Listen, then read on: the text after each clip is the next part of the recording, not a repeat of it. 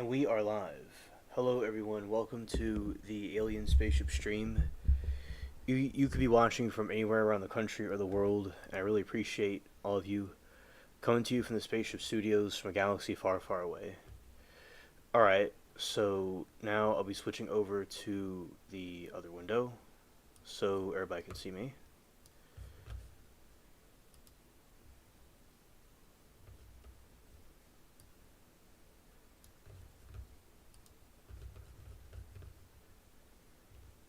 Alright, going this way. Alright, hello everybody. It is I, Alien Spaceship. I hope everybody's been having a good day, good evening. And there will be... Today there were two verdicts and the trials, which was good to see. I'm glad that they finally... Although there is not really... There's another trial on another channel going on, but there wasn't really much besides that today. So they had the two verdicts, and then we moved on to another channel to watch another trial. So yeah, we'll be getting into that shortly. And for the time being, as we have people come through, we'll be doing the hurricane update. Alright. Let's see.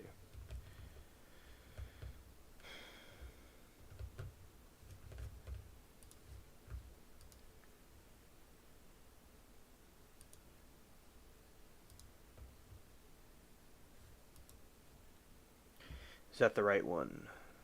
Yeah, that's the right one.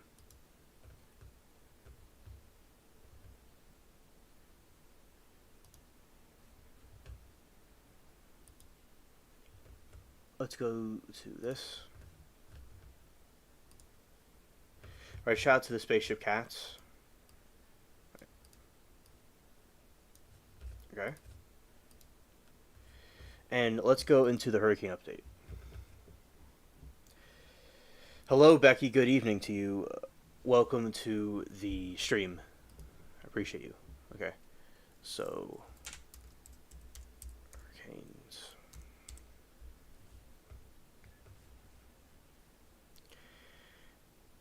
This part of the world, there is hurricanes lurking around, so we'll be doing some reviews on that. And yeah, so today with the trials, it was pretty cool how, we all thought that was going to be life without parole, but it was life, so he could get parole after 51 years. That is, that was interesting today at that trial. The other trial obviously was guilty because he shot his girlfriend. That was one of the quickest trials I've ever seen. The shooting trial, that one, that was the quickest one I've ever seen. Yeah, so Becky, hope everything's going well with you. It was nice seeing you in chat today. Alright, so with these hurricanes, let's see about this. Oh, okay, Becky, thank you for the information. She said that a storm is hitting the UK, Stormy Amy. Okay, thanks. Storm is called Amy. Alright. Does it work? I know there's a lot of ads in the site. Okay. Let's do this one instead. Right here.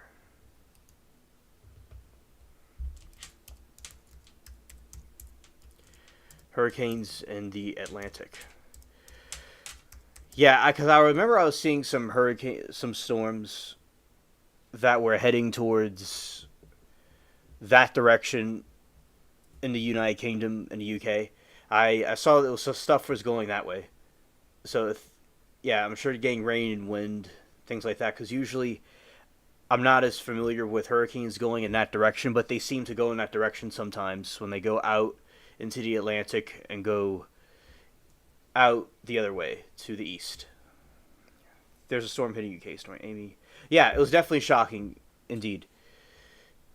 Because, everybody was saying that he needs life without parole, but although 51 years is a very long time, you either will be passed away or dead by then, or very old. Still, it's good he'll be locked away, but certainly needs to be there the rest of his life after what he did. He showed no emotion.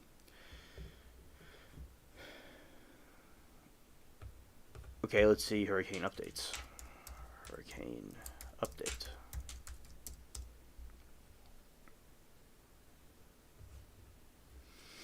All right, so the hurricane update currently is as of Wednesday, October 1, 25. Imelda is approaching the Bermuda as a Category 2 storm, while the remnants of the Humberto are expected to merge with a frontal boundary. Becky says wind off up to 80 miles per hour and rain expected from tomorrow. Oh, wow, okay. Thank you for the update. Yeah, because y'all be careful because it can, blow a lot of stuff around when they come through. Sometimes they knock out power. Happens over here. So I like stormy weather and being inside, but yeah, hurricanes and storms can be quite freaky sometimes. They can cause a lot of other issues and damage too. Current status: Imelda strengthened into a Category 2 hurricane with maximum sustained winds of 100 miles per hour as of Wednesday afternoon. Current location: it was located approximately 190 miles west-southwest of Bermuda. Forecast: Imelda is expected to pass near Bermuda tonight into early Thursday, bringing hurricane-force winds, damaging waves, and flash flooding. U.S. impact: before heading toward Bermuda, Imelda and the former tropical storm Humberto combined to severe damage along the Outer Banks of North Carolina, where high winds and large waves washed on beaches.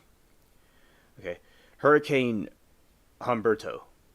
Current status: Humberto has merged with a front and is to this advisory for the system. The forecast: dangerous surf and rip currents are expected to continue across western Atlantic coastline through the week as a result of the storm. And it's going over Bermuda and causing lots of damage to those regions. Now, people in those different parts of the world, in the tropical islands off the coast, of the United States, they don't have good infrastructure with their cement. They have, a lot of times they use wood and bamboo instead of metal to put inside the concrete. That is something that they don't do right, and a lot of their structures fall over. So although that happens in America too, it's not as likely because the materials they use over in those islands, they just blow everything around like a bunch of buckets blowing in the wind. Becky says, I'm nearly sure that hurricane is on its way to the UK, but dies down into a storm for us. The UK are calling it a storm Amy. Okay. Yeah, and where you are, it's much colder. Where you are. Where I am, it's a furnace. Although it's technically cooling a little bit, it's getting a little bit like a late summer. It's warming up a little. It's cooling down. But it's not like fall weather at all. It's like a late summer weather. And it is going to be blowing, wind's kind of blowing around, but still, this is like where this season, September, usually this month too, possibly you could have, active hurricane season. So yeah, where you are, because it feeds, you probably know this already, but just to explain from what I know is that it draws the heat from the water.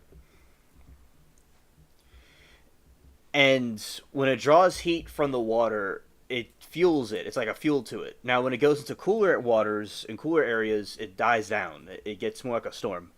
So, yeah, partially because of the weather you have is why it's going to not be as severe.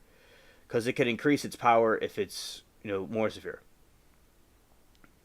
Yeah, so that's why they're calling it the Storm Amy, because it's not a strength like its usual tropical storm would be. Yeah. The one time a hurricane happened around Halloween a couple of years ago, before I think I knew you all in the trial chats. It was like a year before or something like that. And then it knocked out the power for a week. Now, this an earlier one that happened around 2020. It was Halloween weather, and the cold front didn't quite get here a day. It got here like a day late, so it was much more pleasant to be around the electricity being off during that time because the weather was cooler. But what happened is another time, I think around the time I may have known y'all, or like right before it, it was very hot, and it was not as pleasant. And Becky says, wet and windy conditions are likely to spread too much to the UK and from Friday to Saturday due to the approach of tropical cyclones Humberto and Imelda. Okay, thank you. Thank you. Which were previously Atlantic hurricanes. Okay, yes, thanks. The. Oh, hello, Joe Buta. Good to see you. Yeah, shout out to the Mad Chatters, as Lori said. That was a good name for chat. So, okay, so understood about that. And Becky says, we are getting the end of those hurricanes. We are calling them Storm Amy. Okay, okay.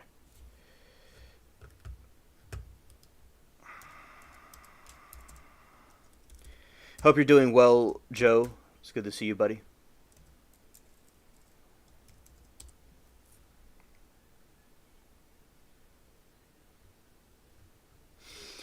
And just to give a summary of what we were talking about with Becky is that the storm Amy forecast to bring heavy wind up to 80 miles per hour to the UK starting Friday, October 3. The storm, which was named by the UK's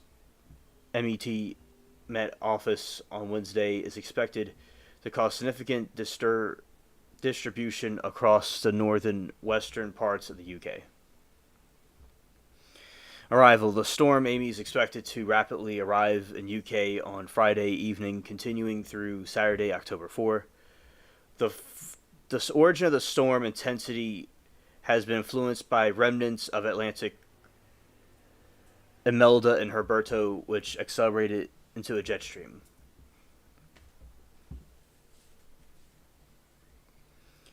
Oh, hello, Danielle. Great to see you, Danielle. I hope that you've been doing well. It is nice to have you visit us. So, Danielle, we're talking about hurricanes as the started off, and then I'll get into some of the reviews about trials because there's two guilty verdicts today. They're obvious. Well, one verdict was already guilty, but the person was going to be sentenced to life without parole or life with parole. The other person shot his girlfriend by mistake, but he really shot her on purpose, probably, and he was found guilty. And it was a very quick trial, lasted a day, and the next day he was brought into sentencing. Not sentencing, he was found guilty by a jury. And he took the stand also. Origin: the storm's formation and intensity had been influenced by remnants of Atlantic hurricanes Imelda and Humberto, which accelerate the jet stream. The wind gusts are forecast widely reach 50 to 60 miles per hour in northern Britain. Oh, thank you. Glad you like the shirt. Miles per hour in northern Britain, which expose the coasts and hills potentially experiencing 70 to 80 miles per hour winds. Rain. Heavy rainfall is also expected, especially across western Scotland. Totals possibly exceeding 30 to 50 millimeters, about 1 to 2 inches, 6 to 9 hours, which can cause localized flooding. Yeah, as I said, it is interesting to see one of these hurricanes go over to the UK and Europe, because usually they hit the United States. So, yeah, so a lot of times with weather, it could be unpredictable. Oh, Aaron, good evening to you. Thank you for the shout out. I'm glad to have you here. Danielle said, I want to thank all of you for being here and hanging out with me. I really appreciate you all very much. Right. Danielle said, I was watching the police shooting his girlfriend but didn't see the verdict. Oh, okay. Okay. Yeah, it was not a surprising verdict. But it was crazy. It was lasted for 1 day.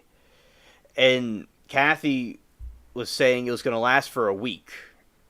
But actually it was just a day. I've never seen that in my life. But, sometimes you see things you never seen before. Either the Met or MET office, not sure how to pronounce that, Transport Scotland have warned following potential impacts from Storm Amy. Travel difficult conditions, especially for high-sided vehicles, along possible delays and cancellations for rail, ferry, and air services. Damage. The strong winds could lead to some damage buildings, such as loose roof tiles. Power cuts, power outages are possible, which could... Oh, Hazel, welcome to the stream.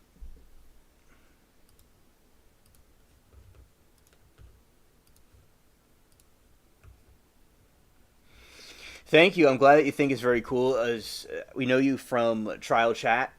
Welcome aboard. Aaron said, wasn't there a new one supposed to be starting today? Oh, yeah, Aaron, I heard that too. Oh, the mermaid is here. Welcome. Glad to have you on board. So, okay, so we got our... Yes, Aaron, there's supposed to be a trial starting today, but I don't recall seeing that happen today. We were watching a trial on Fox 2 Detroit, which has to do with these two creeps that broke into a person's house to like a robbery. And we were watching that over on Fox 2 Detroit. And we were like goofing around in chat and talking about food and watching a trial. But besides that, I don't remember. I didn't see anything from Law and Crime that a new trial from them started today. But there could have been one, I just didn't see it, but nothing that I know of. Okay, and travel difficulty. Difficult driving conditions, especially for high-sided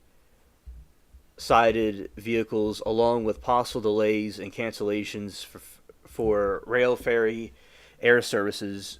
Damage. The strong winds could lead to some damage to buildings, such as loose roof tiles. Power cuts. Power outages are possible, which also could affect mobile phone coverage. Coastal impacts. Large waves and flying beach debris could pose a danger to life along coastal roads and properties.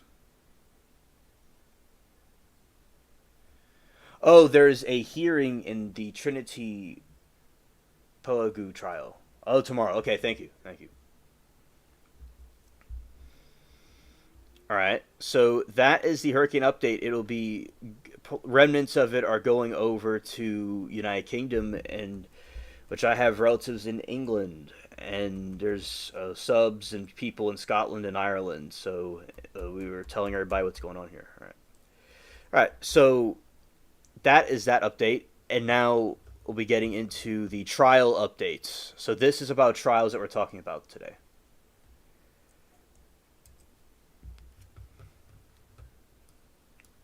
I'm trying to get the names right because I don't always have it offhand.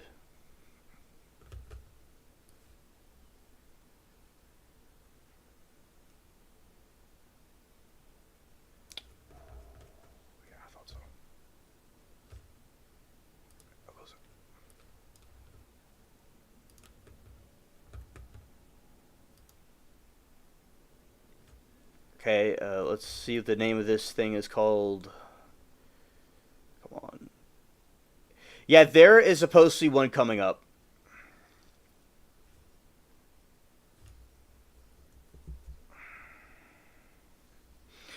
One that we watched on Fox 2 Detroit was called DTE, Imposter Murder Trial. The one that I'm going to be talking about is the sentencing phase of River Murder Trial. Alright.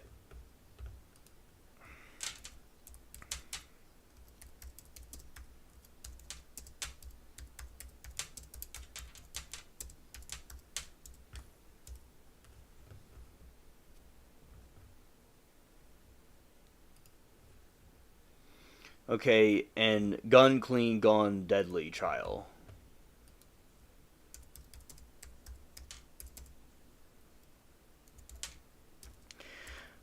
Gone Deadly.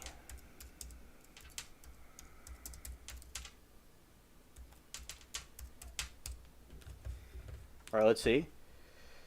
We have the pregnant queen accused of unaliving her boyfriend's son. Jobuta, they have some great generators out now that are triple fuel, gas, propane, or solar, with inverts built to run applications. Prices are reasonable. Okay, thank you, Joe. Thank you.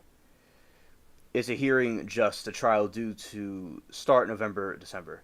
Oh, don't think I know that one. Those cheerleaders are unhinged these days. I'm grouping them. Oh, hello, Zero. Good to see you, buddy. You alien spaceship. I'm not sure about something that was ordered. Pauses. Did you order stars the size of Earth's sun, or was it a mistake? I didn't order the size of Earth's sun. It was supposed to be It was supposed to be half of Earth's sun. That was on my end. I must have put the wrong order in. So return those, and then I'm going to reorder the medium size ones. Thank you, Zero, for the information. Shout out to you, buddy. Joe says, if you get any solar panels, just pick the 8BB or above. All right, everybody. So we're going to do the trial updates. All right. So this one's a very upsetting trial. Just for your discretion is advised. It's a little bit of it's a sad one. All right, for the River murder trial, the jury has. Okay, Becky. Good night. Thank you, Becky, for hanging out with us for a little bit. Take care. All right, for the River murder trial, the jury has recommended the sentencing of prison for Brandon Isabel, who was convicted of murder and his newborn daughter and her mother. The crime in February 22, he confessed to the murder of the daughter and the conviction on September. All right, Zero says, so you want some amount that you ordered glances toward paper. Yes, 10 septillion, yes. Yes, 10 septillion. Thank you. All right. The sentencing phase. The penalty phase for that trial began on October 25. During the phase, the jury heard victim impact statements and the jury recommendation. After deliberation, the jury recommended the sentence of life in prison without possibility of parole because the victim was under 12. An automatic life sentence was delivered on the charge, and jury agreed to life in prison. So he gets possibility of parole after 51 years. All right. So that is the update about for today. And the other one, the gun clean gone wrong case, is a Florida former Maroon County deputy Liesl Boileau guilty of manslaughter with firearm. The verdict was reached today on October 25 in the shooting deletion of his girlfriend Paulina Wright. Yeah, and the person had in the River murder trial had no reaction, had no emotion. Just nothing was there. So definitely showing some signs of antisocial personality disorder. He just neutral. He seemed neutral. It was bizarre. Hazel, I like your picture of the heart. It's very nice. It reminds me of the beaches of California. They'll have a certain beach where they have tons of these beautiful rocks. That's what your profile picture reminds me of. All right, and Zero says, rummages through my pockets as I pull out a cube, holding it with two fingers and my thumb tossing it toward alien spaceship. Inserting it lands near him. You go. Okay, thank you. Thank you. Because he's an EOS and evil. Good evening, Lori. Good to see you. Welcome to the stream. All right, so Lori, in the River murder trial, the person was sentenced of life with possibility of parole after 51 years. And the trial of gun cleaning gone wrong, this is about that one and what happened with it. It lasted for 2 days. It lasted 1 day. Yeah, Facebook for the win. Yeah. Aaron said, and for the gun cleaner trial, I didn't get to watch most apparently catchy. Was shot between her eyes. Yeah. And the prosecutors argued that despite the claims of accident, his actions amount to gross negligence, and they cited his extensive law enforcement training and the fact that Wright had been drinking and his recklessness is aiming a weapon at another person. The state also presented the 911 call and body cam footage from night of the jury.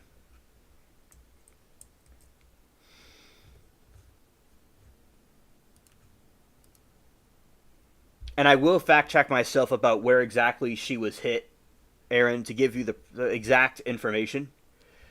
But that is what I believe it is. But from what I heard, but I want to make sure that's right, though. I want to give you the right information. All right.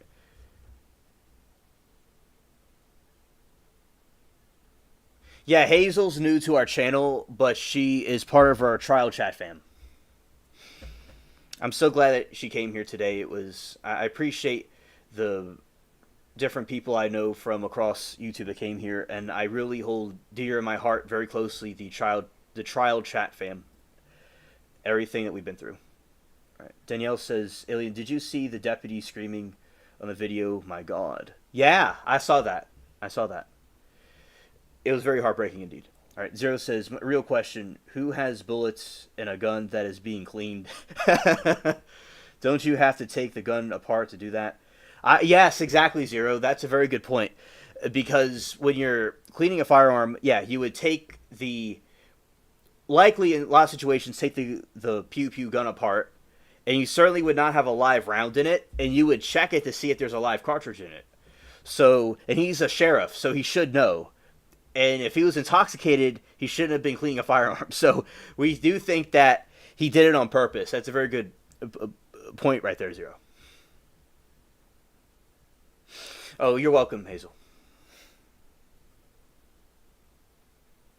Oh, Hazel's the first friend that chat with you. Oh, Hazel's a sweetheart, definitely. It's like she based like a heart emoji. That she is a heart emoji, a human heart emoji. Yeah, very fact Zero. Good point. Evidence and arguments. Prosecutors argued, despite Bulio's claims of an accident, his actions amounted to gross negligence. They cited his extensive law enforcement training and the fact that he and Wright had been drinking in his recklessness and aiming the weapon at another person. The state and presented the 911 call and body cam footage from the night of the incident to the jury. The verdict. After deliberating for under 2 hours, the jury returned a guilty verdict for manslaughter with a firearm. Sentencing. Bulio faces up to 30 years in prison. Following the verdict, he was immediately taken into custody after a judge denied requests for release pending on sentence. A sentencing date will be set on hearing October 14, 2025. Right, I believe it should be first-degree murder, in my opinion.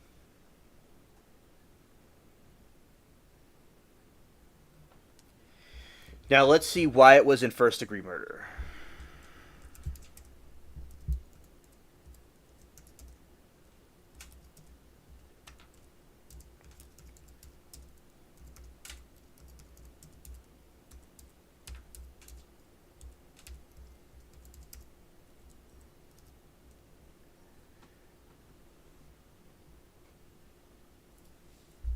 In Liesel Boileau trial, the jury convicted him of manslaughter with a firearm, not first-degree murder, because there was no evidence that he acted with premeditation and the intent to kill.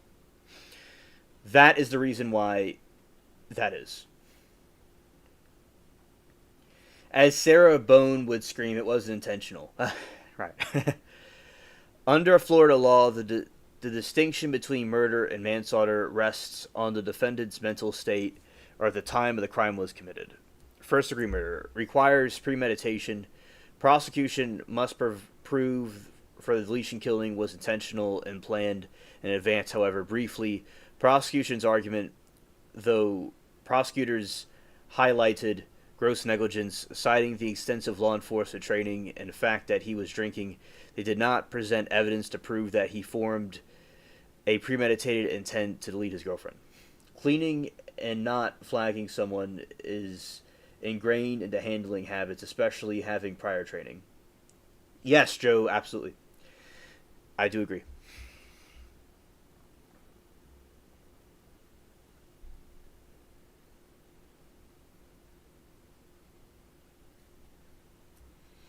Danielle says, well, that's what he kept screaming on the video, but then again, you don't clean a gun with bullets in it. Jeez. Yeah, and now he was allegedly intoxicated, but when you're intoxicated, you shouldn't be fooling with firearms. That's not something that I personally would recommend. But yeah, if you're gonna clean a firearm, you're gonna take the bullets out. You're gonna go ching ching, or take it like that and go bing and knock out anything that's in there. Make sure that it is clean. Right. Requires negligence. Manslaughter involves causing deletion death to a culpable negligence, meaning the defendant demonstrated a reckless disengaged for human life. It does not require proof of intent to delete kill. Jury determined. The jury found that Bolio's actions include cleaning a loaded pew-pew gun while drinking alcohol and pointing it toward his girlfriend constituted as gross negligence. It was gross. Yes, exactly, Joe. Clearing the chamber is the first step, yes. Danielle said, when intoxicated equals don't play with guns. Yeah. Jury's verdict indicates that they believe Bolio's actions were recklessly negligent, but not premeditated by convincing him manslaughter. But not prominent by found him responsible for deletion death, sufficient evidence, higher charge of first degree murder. Accident and drunk. Scared. Okay, the next part of this, we're going to see if we can find where she was shot at.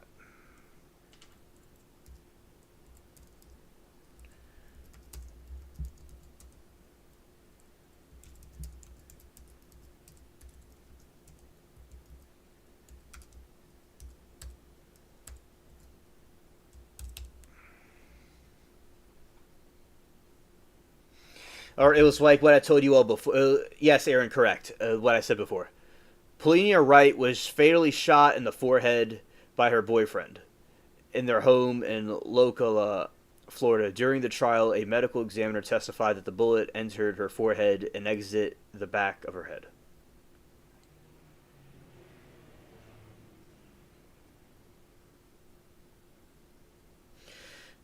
Yes, I believe I was pronouncing it like that, Danielle. Thank you.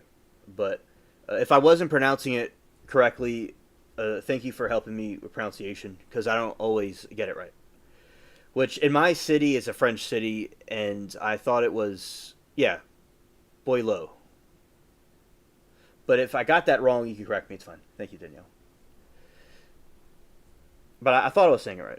Anyway, the additional details from the trial and initial police reports indicated the following. A second wound. Right off, a gunshot wound to her hand, which likely occurred first as she raised her hand in front of her face, the setting. The shooting happened while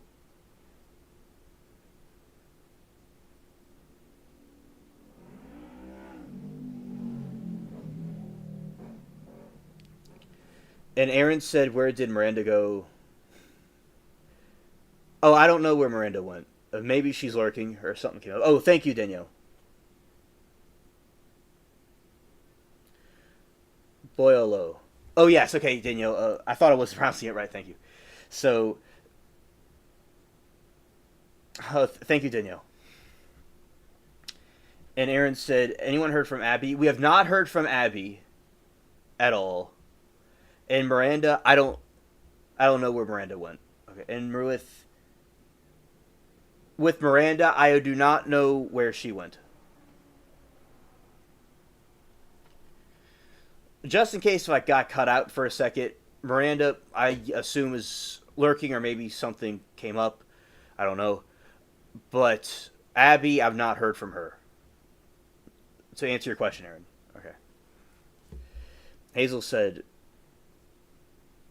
"Do you speak French? I wish I was. However, I am West. It's not required the same." All right, setting. The shooting happened while the couple was cleaning weapons in their home after consuming several alcoholic drinks. Firearm.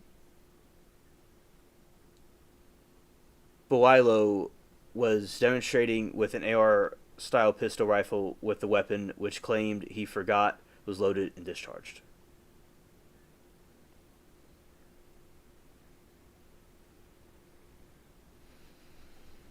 Joe, release a mag in clear chamber, 3 racks. Yes, Aaron, absolutely. Yes.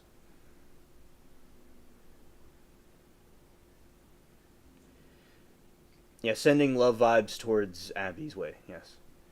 Joe says, release the mag and clear the chamber, 3 racks, pointed downward to the floor. He knew that was the first step, disassembling, cleaning, shaking my head. Yeah. Pointing up, they were dry, and Joe, to put it on top of everything, he was dry firing. So he pointed at his GF and fired at her. Because he was cleaning the. That doesn't make any sense. Like, how does that have to do with cleaning a firearm? And it's like. But right. Yes, Danielle, absolutely. I hope both of them are okay as well. Shout out to the Aliens Angels.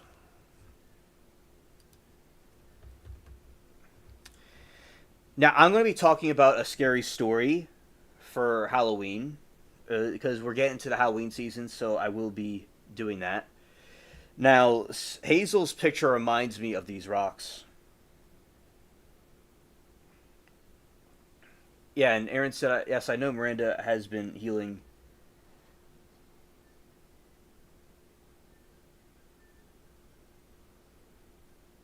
Aaron said, yes, I know Miranda has been healing from a tough procedure too. Yeah, that is true. She has, and she is, healing from that. That's true. Hazel said that's why Discord is handy sometimes to have Pulse on YouTube peeps. You form a bond and want to know they're okay. Yeah, that is true. Social media is good to stay in touch with others if possible. Yes.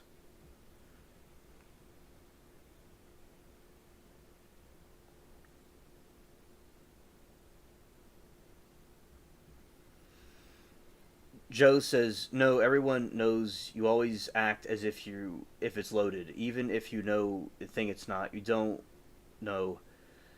Don't point a flag at anyone like that." Joe, that is what my grandpa taught me when I was little. That's very true. A gun that is not loaded is a loaded gun. Aaron said, "I only do YouTube. Sounds fancy for me." Oh well, yes. Moki, good evening to you. Welcome to the stream. Yes, Danielle, I certainly will.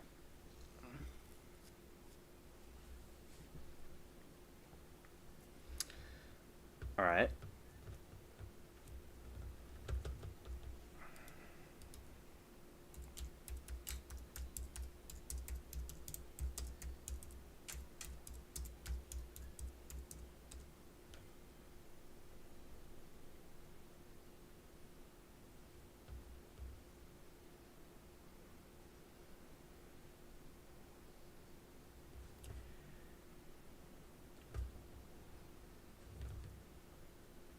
the glass. Let's see. This is the glass beach in California, right here. We talked about this one a couple of years ago. I mean, not like last year, probably. All right, so this is a beach in California where they have these glass rocks. Your pop was a good man, must have served in some capacity. Yeah, he's still alive. He is. He was always. He was a good mentor to me, and he always would. When he was little, growing up, he always did stuff with firearms. He always did stuff, and he taught me a lot of things, about them.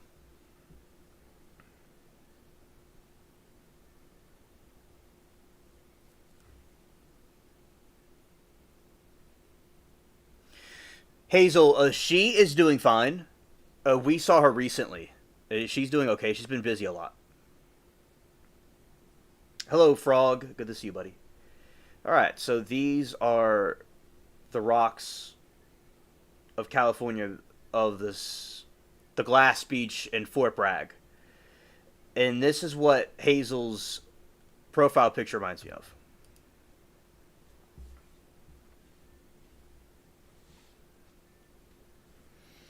All right, it's a very beautiful beach, and put sunset.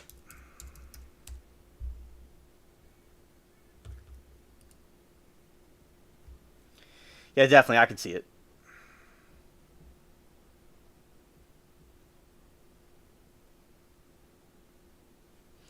Aaron said, "That's why I have to come here on evenings to ask all my questions about trial." Yes.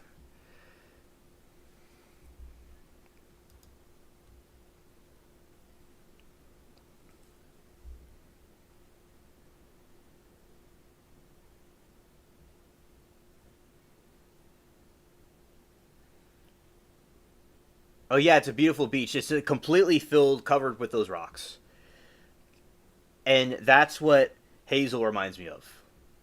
And she is extremely sweet and kind and enchanting like these rocks do. And all of you remind me of that as well. And the aliens, angels. Yeah. So there you go. And look, there is Hazel right there, the heart on the beach.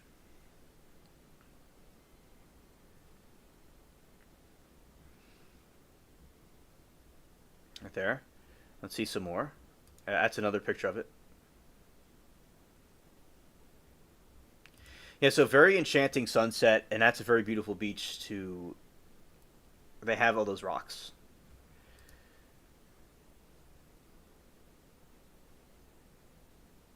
Oh, that I'm sorry to hear about that, Aaron.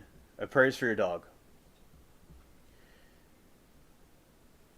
Joe says, glad he's still around for your alien. I never was blessed to meet my mom's, but dad's was the best man I ever knew. Mom's dad, Marine, dad's dad, Navy, UTD. Yeah. Now mine was not in any military.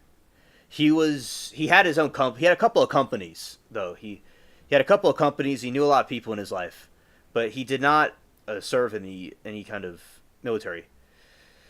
But he definitely could have done it. He's very good at his marksmanship. Very good at it. And I never had relations with my. Let's see, is that going to work? It's going to work. Okay. And I never met my dad's over in England, and there's some. He had his own problems. I never met my father, but I knew him from a long distance, though. But I had my grandpa and my mom's parents in my life, so that was very good for me.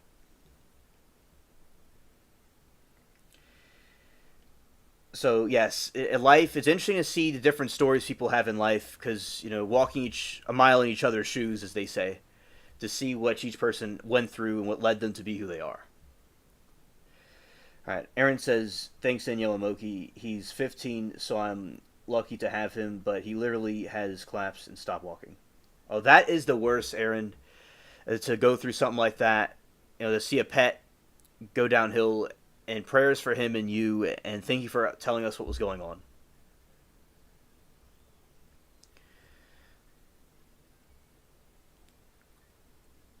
Okay, and so that is at Fort Bragg. And Danielle said 15 years for a dog or a cat is fairly old. It's such a shame, but they get old too, just like us. Absolutely. Yeah, the average year of a life for cats, I don't know about dogs, but for cats is 15 years usually, but they can live longer, though. Dogs and cats can both live longer. You're welcome, Aaron. And I'm glad that y'all are here for each other and help each other out and share y'all stories. I really appreciate that. Very much. You know, because there's strength in numbers. Okay.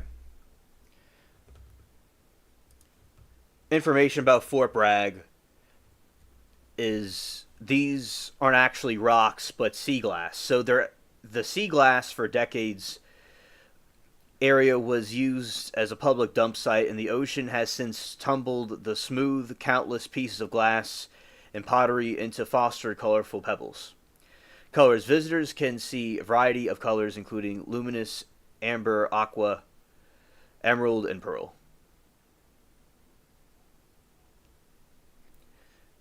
As Mary Toodles has her favorite, a fluffy white cat is named Pearl. Status. Located within Mac Critcher State Park, Glass Beach is now protected area. While it is a popular tourist destination, collecting the sea glass is forbidden to help preserve the beach is unique landscape.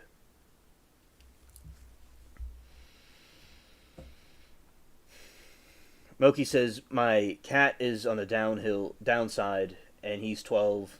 It's the worst. I've been through it before. I have their urines in my office. Oh, okay. Yeah, Moki, it's very sad when cats pass away, and also when they get sick, because Mary Toodles has the past year and the year before she was dealing with some sick cats that are not with us anymore. They passed away. Now, last year, Harry was a cat. He was the largest cat I've ever seen that we've had, and he lived like 16 years. It's I would say it could have been even longer. He may have been about 20 or 19 years old, possibly. I would probably say a little bit young, around 16.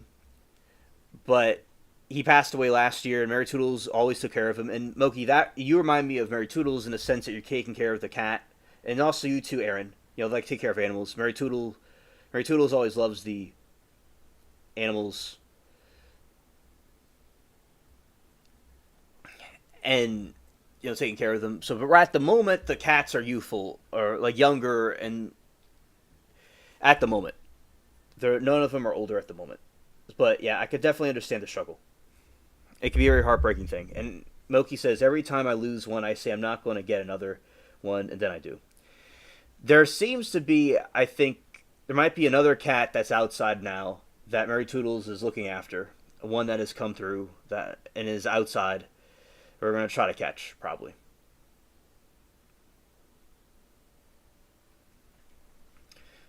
Daniel said, my God, we have lost our fur babies. Gee, sorry, everyone. Yeah. And with the cats that we have, I have to, I dig them up. We have a funeral for them.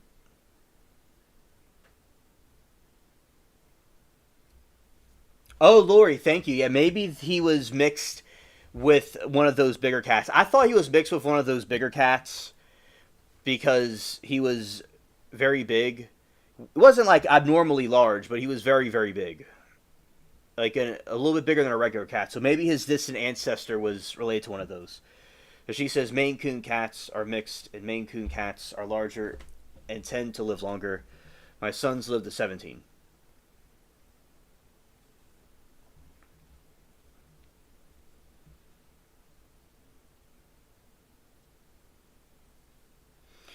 Lori says, I knew an orange tabby when I was a kid, 32 pounds, named Pumpkin. Yeah. Very festive for the season. Moki says, my last cat, Leah, died in my arms on the way to the vet. I felt guilty for waiting a little too long to put her down. Oh, Moki, that is very heartbreaking. My condolences for your loss. And happens with us. That's happened to Murray Toodles and my grandma. My grandma was the one that was catching cats and took care of the cats. So my grandma has gotten older. She's in her 80s. And she retired from doing the cats in the back, so Mary Toodles does it now. But originally, my grandma was the one that did the cats, originally. And, yeah, Moki, that has happened with us, too. And especially, I mean, with Hurricane Katrina, we all had to evacuate, and they were telling us that was going to be a week. It's kind of like the trial, similar to the trial, how they told everybody it was going to be like a week and we'll come back, but it was flooded and everyone's gone for a couple of months. So that was a very, very a catastrophe with pets. But my grandpa very bravely was helped with some others, rescued the cats that were left behind. Most of them were okay. So definitely can understand what you feel about that. And we learn from mistakes if you feel you made a mistake. And sometimes, no matter what happens, things like that can occur. So Moki, and all of you in chat that have had losses with pets, I could certainly empathize with all of you. Definitely. And Lori says, I'm sorry, friends here who are dealing with pets decline. Okay, I'm gonna have to huge room for my dog. Mr. Q is rolling his eyes. Shout out to Mr. Q, cool people. And Danielle says I had 118 when he died. Okay. All right, so I've held all my animals as they passed, except my dog because he coded on the table in the vet and felt terrible. Right. I definitely brought the mood down a little bit. Thank you all for the emotional support. Yeah. So the reason why I mentioned about myself is because I want to let you all know that I can empathize, and I've also been through similar things where I understand how you feel. That's my reason to bring it up. Right, and Joe says she was so very kind and past peaceful. It's always very hard when it's not the way. Condolences very painful. I knew Maine Coon Mama's. She was 23 coolest cat I've ever met.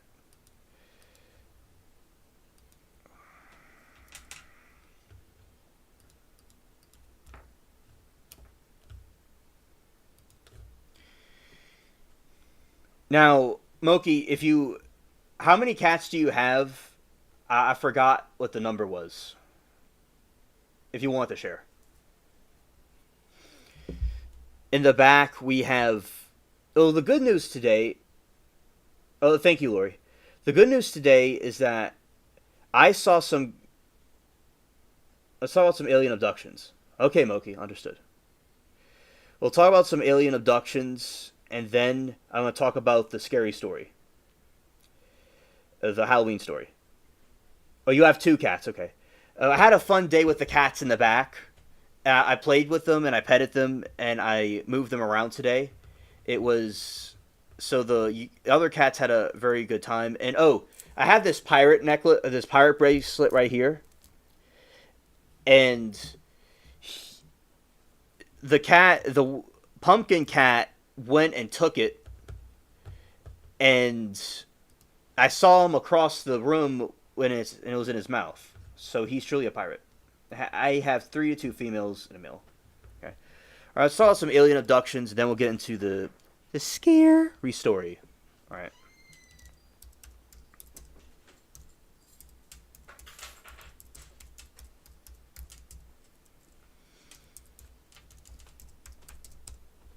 All right, so here we go.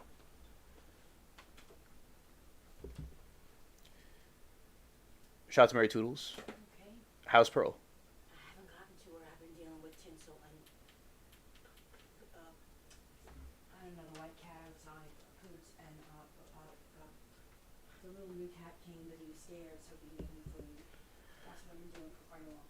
Oh, okay. She's been feeding the outside cats. All right. I have one male and one female. Loki says my female one is meanest cat I've ever had. Scared. All right, so we're going to talk about some alien abductions. Here we go. These are ones that are not as well known. Well, it's a story that the literature teacher had us read on October 1st in 2013. It was a nice fall day. And that is what we started off with. It was one of the most interesting stories I've ever read. About horror stories I've read from Alan Poe. And we talk a lot about Boston and Salem, and that's where, the region, similar region to where Alan Poe was. Right. Noise, yes. The incident is considered one of the earliest the Tujunga Canyon contacts, 1953. This incident is considered one of the earliest modern abduction cases, yet it is not widely known outside of Los Angeles UFO community. Two women sleeping in a cabin in Big Tujunga Canyon were awakened by a bright light. Okay, Moki. Okay. I'm going to talk about some of these alien abductions first that I've not heard of. It won't be too long. And then we're going to get into the Alan Poe story. I haven't read it since 2013, but I've seen the movie. Vincent Price played in it. He's a very good actor. And that Pin and Pendulum, one time, like I had like some sickness, and I was on some cold medicine, with the sickness, and it kind of would cause me to, I don't know, dream a little bit, a certain way, something like that. And I was watching it with the cold medicine. I was like, whoa, this is really. It was like even more like enhanced. Scared. All right. They experience a period of missing time and later claim that they have been abducted by extraterrestrials. So, two women sleeping in the cabin in Big Tunga Canyon were awakened by bright light. And they experience a missing time and later claim they are abducted by extraterrestrials. So, that's interesting. So, they may have been abducted, their memories were erased, and that's why the time went away. So, that is an interesting incident, and that happened in the year 1953. The casket of, I may not pronounce this right, on Talado creeped me out most. Okay, we'll add that one to the list. The Alangash abductions of 1976. This case is known with UFOlogy, but it's not as famous as Betty and Barney Hill case. Four men on a fishing trip in Allagash, Maine, saw a bright UFO while sitting around a campfire. The UFO later returned, and men experienced a period of missing time. Years later, under hypnosis, they eventually recalled being taken aboard the craft and medically examined. All right, the Meg. This is an Asian word, so I think it's an Asian word, so I'm probably not pronouncing it right. Okay, Meng Zaha Oguyo incident. A Chinese case that differs from the typical Western narrative. Murder and Scully experienced that too. Oh, okay. Nevermore. Yeah, Lenore. Shout out to Lenore. That's one of his favorite characters. The witness, Meng, a forestry worker, claimed that he was first hit with a beam of light from a UFO and later had a nighttime encounter with a female alien. Meg said that the alien had sexual intercourse, a detail that contrasts with many abduction stories that focus on non-consensual medical examinations. Well, with Meg, Mulder H. Skuld. Oh, it's on the X-Files? Okay, thanks. The X-Files theme is my theme. So, that was determined in 2016 by my friends at school that the X-Files was my theme. So, there you go. Now, that is a possibility with Ming, if that is a true story, because the some of the aliens were known as the Watchers that had intercourse with humans, so that's possible that it could have been something like that. And with the void of space, it's possible there could have been something like that that could have done that with them. Danielle said, "Back to my 5D paintings. So good night, everyone. Alien Hun, thank you for a chat." Okay, Danielle. Good night to you. Thank you for the coming here and hanging out with us. Yes, Joe, it could be a gray humanoid hybrid. Yes. All right, Robert Taylor incident. This account from Scotland is unusual because of the physical evidence. A fostery worker named Robert Taylor encountered a large spiky sphere like an object clearing the Detchmont woods. Two small floating robots emerged from the object and dragged Taylor toward it, after which she lost consciousness. Okay, Danielle, thank you. You take care. Good night. After waking up, he was disoriented, his clothes were torn, and his boots had scuff marks. Police investigated and found unexplained marks in soil. Yeah, shout out to the artist. Police investigated and found unexplained marks in the soil, which remains of the few physical pieces of evidence. Alright, so the final part of this, before we get into the Allen Poe story, is this story is notable because it witnessed was head of state. The former president, Republic of Kalmykai, Russia, claims that he was abducted in his apartment and taken to an alien ship where he communicated with the beings. He said he was shown the ship and that the aliens were human-like. His account is a prominent example of high-profile figures claiming to have been abducted, although it has received less global coverage than the other stories. Happened in 97.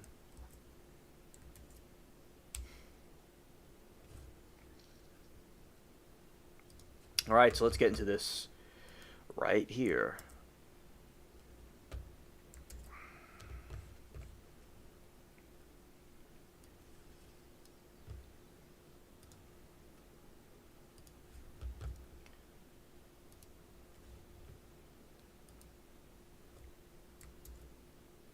Oh, hello, Doe. Good to see you.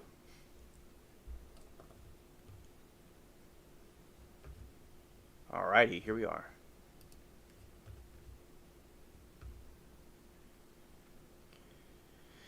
Alright, so this one is called The Pit and the Pendulum by Allen Poe. Published in 1850.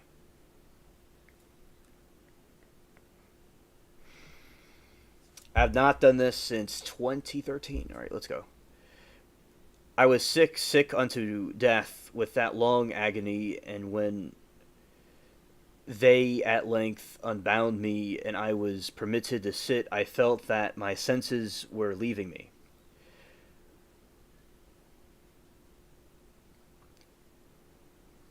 Sick to death and long in agony, and when they at length unbound me, I was permitted to sit, and I felt my senses were leaving me.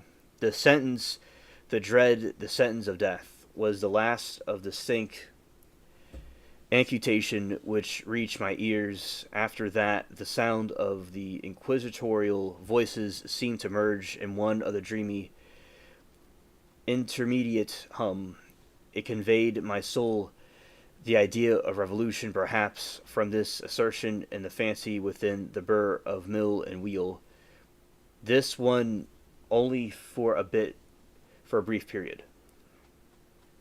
Presently I heard no more, for yet for a while I saw, but with a terrible exaggeration, I saw the lips of the black-robed judges.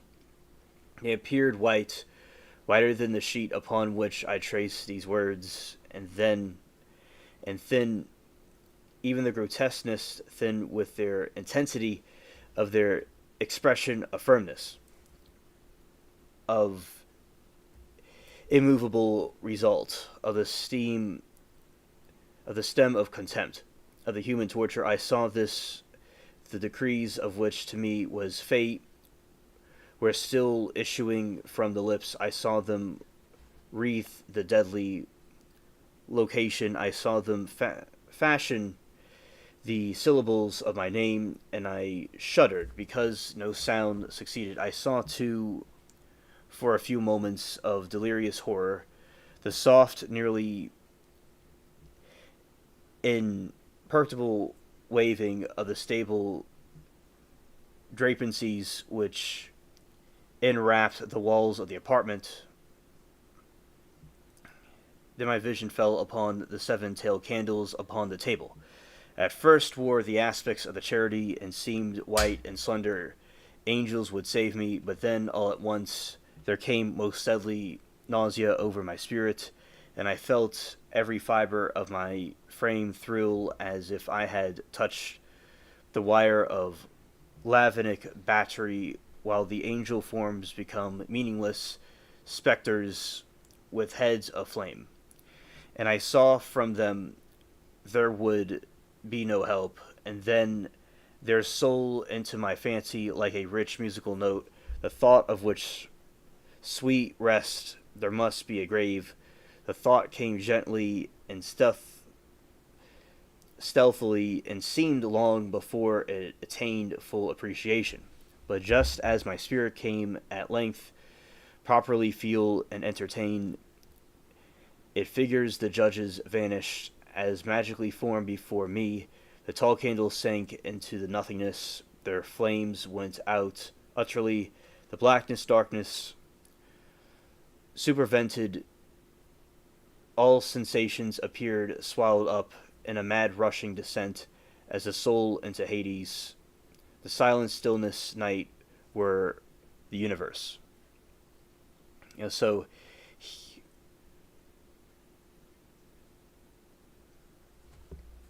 Lori said this sounds eerily reminiscent of the acid trip I had in the late 80s. Yeah, and he was known to drink a lot, and he had these hallucinations. He probably did stuff like that too, and he definitely got this from his trips he would have. Yeah, he was very creative. I had swooned, but still would not say all the consciousness was lost. What of it there remained? I was not attempt to define or even describe, yet all in death, no, even the grave, is not lost. Else there is no immortality for man, arousing from the most profound of slumberedness. We break the gossamer web of some dream, yet the second afterward, so frail that web have been. We remember not that we have dreamed in return of life, the swoon. There are two stages. First, of the sense of material spiritual. Secondly, that of the sense of physical existence. It seems probable that if upon reaching the second stage we could recall the impressions of the first, we should find the impressions of eloquent memories of the gulf beyond. And that gulf is what? How least shall we distinguish its shadows from those of the tomb? But if impressions of what I have termed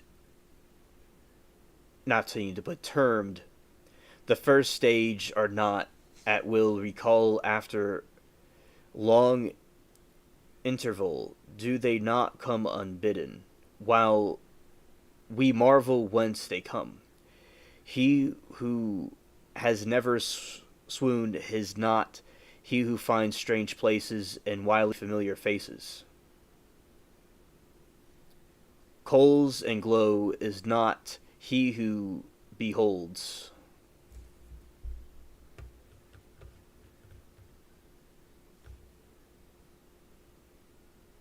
Okay. I am back, chat. I'm going to close out this right here, right there. Close this. I am back, everybody. Yes, I love October too, Moki. All right. So, how at least shall we distinguish its shadows from those tomb? But the impressions of what have teemed first stage are not will recall yet. After long interval, do they not come unbidden, while we marvel whence come he who has never swooned. Is not he who finds strange places and wildly familiar faces and coals that glow. Is not he who beholds floating in mid-air at the sad visions that many may not view. Is not he who ponders over the perfume of some novel flower. Is not he whose brain grows bewildered with the meaning of some musical candice which has never before arrested his attention.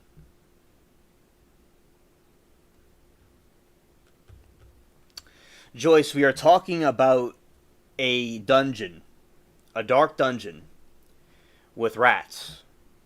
And there's an individual that has been accused, that has been sentenced to death by the Inquisition.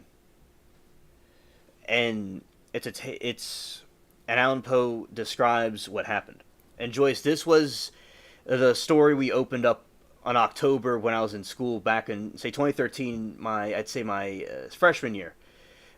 We read this, and I'm reading it to you all now. Good to see you, Joyce. Welcome. And yes, Joe, that's absolutely facts. Amid frequent and thoughtful ease endeavors to remember amid the carnage struggles. Scared. Joyce scared. The carnage struggles to regather some token of the state of seeming none of the less, into which my soul had lapsed. There have been moments when I had dreamed of success. There have been brief, very brief periods when I had conjured up remnants of which lucid reasons of epoch. Yeah, and Joyce, it's mostly about the person's mind. It's not much talk about rats. It's just the person's mind about what the person's going through while he's in the Inquisition. It's that's what it mainly has to do with. It's not really much talk about rats. And understood, the rats can be very freaky.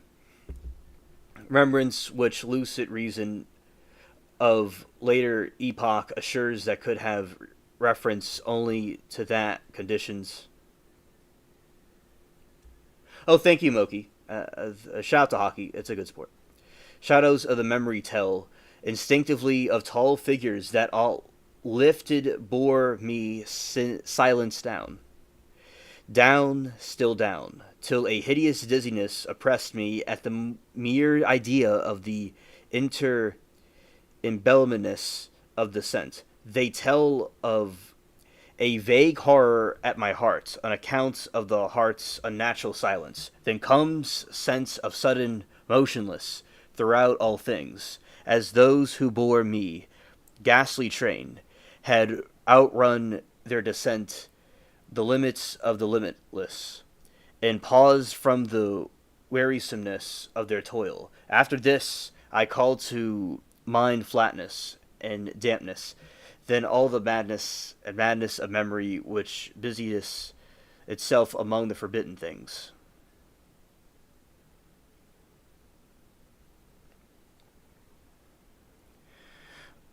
Joyce, I understand. That sounds very freaky what you went through. They can be very, very disturbing, and I don't blame you.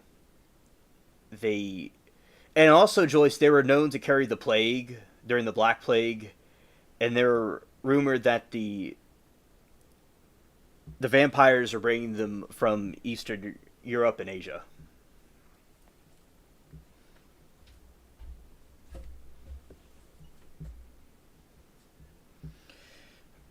Joyce said they cut down a field next to my house and they come running in after all the hurricanes. My house was the sanctuary. Oh, Lord. Scared. That is so freaky. That sounds like you had a horror movie of your own that you experienced. So they, and I'm sure they stayed rent free and they didn't pay their share, and they just were a nuisance. And yeah, it's like the rats are just talking like, all right, let's go to Joyce's. But and you're like, no, no, no, no. Yeah, so that is a freaky tale. They have some rats in certain areas, but they're more on the tops. Not in my place. You knock on wood, of course, but they're in some other regions. I would say more on the top parts of areas. Oh, I'm sure they didn't ask Joyce. They were being rude, and they just barged in. But maybe they did ask. Maybe you have a polite. Maybe they were polite about it. Joyce said, "I bought a gun and some poison, and they were gone." Well, that is good that you rid yourself of those vermin with their pesky scent of death.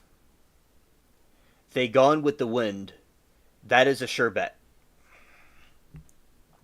Right. They got evicted quickly. Facts. A shot to Joyce of who you're gonna call Joyce, not Ghostbusters. Oh, your surgery was postponed, but Duke, I know that I'm praying for you about that. But thank you for updating what's going on. It's good to see you, my friend. Welcome to the stream. And but yeah, I could hopefully it gets as done as soon as possible and it goes well. All right. All right. Very suddenly there came back my soul, motion and sound, the tumultuous motion of the heart. In my cars, sound its beating. Then a pause in which all blank. Then again sound of motion touch a tingling sensation prevailing my frame. Then mere consciousness of existence without thought, a condition which lasted long. Then very suddenly thought the shuddering terror in earnest endeavor to comprehend my true state, then strong desire to lapse insensibility, then rushing revival of soul and successful event to move, and now a full memory of the trial, the judges of the staple draperies, the sentence of the sickness of the swoon, then entire forgetfulness of all followed, of all the latter day, and much earnestness of endeavor have enabled me vaguely to recall. Yeah, the rat busters. And yeah, they're very creepy. Joe said, haha, very good. I guess they knew anything to mess with your facts.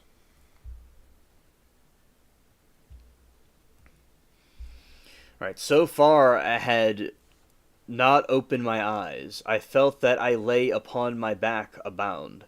I reached out of my hand and fell heavily upon something damp and hard. There I suffered and remained for a minute, while I strove to imagine where and what I could be. I longed yet dared not to employ my vision. I dreaded the first glance at objects around me. It was not that I feared to look upon things horrible, but that I grew aghast, lest there should be nothing to see at length, at the wild desperation at heart. Yes, yeah, shout out to the possums. They do very good with that. I quickly enclosed my eyes. My worst thoughts then were confirmed. The blackness of eternal night encompassed me. I struggled for breath. The intensity of darkness seemed to oppress stifle me. I struggled for breath. The intensity of darkness seemed to oppress my stifle in me. The atmosphere was intolerably close. I still lay. It appeared to me that very long interval at the time had since elapsed, yet not for a moment did I suppose myself actually dead. Such stipulation, notwithstanding what we read in fiction, is altogether inconsistent with real existence. But where in what state was I? condemned to death, I knew perished usually at the autos da fe, and one of these had been held at the very night of the day of my trial. I had been remanded into my dungeon to await the next sacrifice, which would not take place for many months. This I at once saw could not be. Victims had been immediate demand. Moreover, my dungeon, as well as the condemned cells at Toledo, had stone floors, and light was not altogether excluded.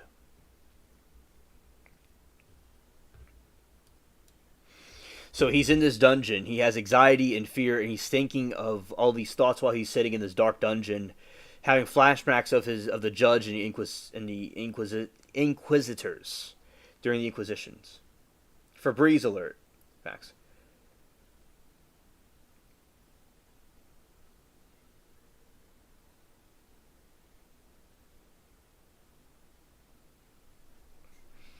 Moki said Judy blocked her. Scared.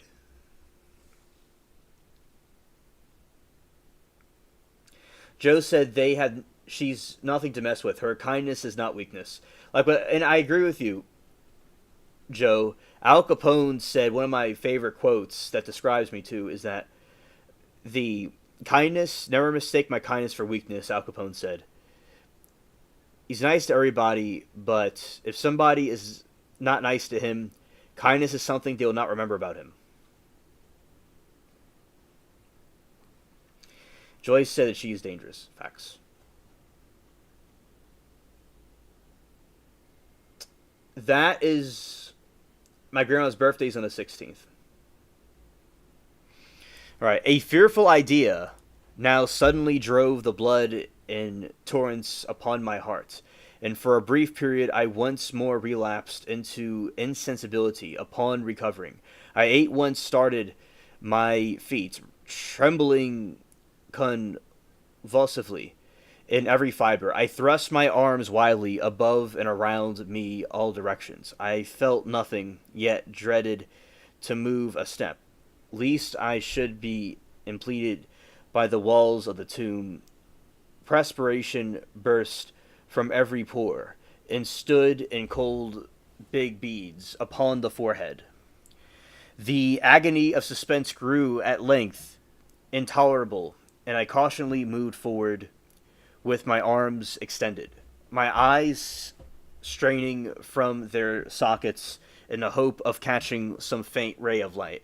I proceeded myself for many paces, but still all was blackness, vacancy. I breathed more freely. Seemed evident of mine, was not at least the most hideous of facts and fates.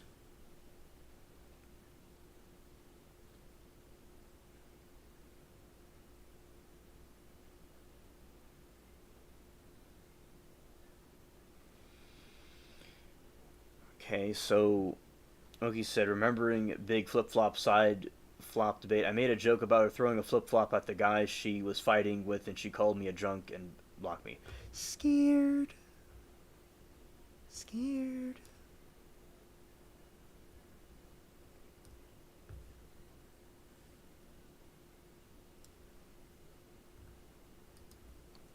And now I still continued to step cautiously onward. There came a thronging upon my relocated recollection. A thousand vague rumors of the horrors of Toledo, of the dungeons there had been strange things narrated, fables I had always deemed them, but yet strange, and too ghastly to repeat. Save the whisper was I left to perish of starvation in this subterranean world of darkness. Or what fate perhaps even more fearful awaited me. That result would be death, and a death more customary bitterness. I knew too well that the character of my judges, no doubt, the mood, the horror, were all occupied or distracted me.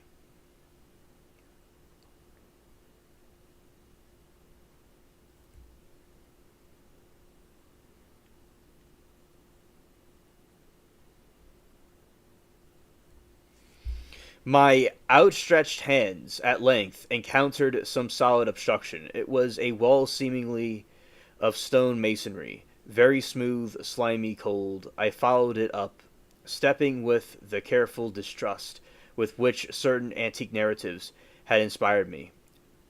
This process, however, afforded me no means of ascertaining dimensions of my dungeon, as I might make its circuit and return to the point whence I set out without being aware of the fact so perfectly uniform seemed the wall. I therefore sought the knife, which had been in my pocket when led into the inquisitorial chamber, but it was gone. My clothes had been exchanged for a wrapper. Of course, a surge. I thought of forcing the blade in some minute credence of the masonry as I identify my point of departure. The difficulty, nevertheless, was but trivial, along in the disorder of my fancy. It seemed at first insuperable. I tore a part of the hem from the robe placed in fragments of full length. The right angles of the wall groping my way around the prison. I could not fail to encounter this rage upon completing the circuit. So least I thought, but I had counted upon the extent of the dungeon, or upon my own weakness. The ground was moist and slippery. I staggered onward some time when I stumbled and fell.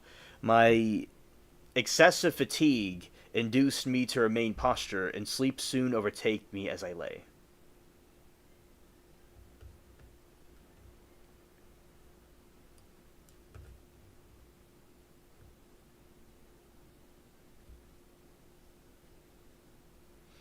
Loki, maybe she'll unblock you and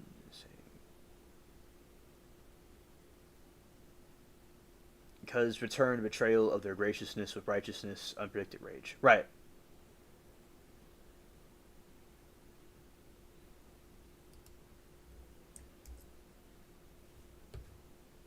Okay. Yeah, and so the character is in complete contemplation about what he's experiencing, and upon waking the fourth and arm, I found besides me a loaf and a pitcher with water. I was too much exhausted to reflect.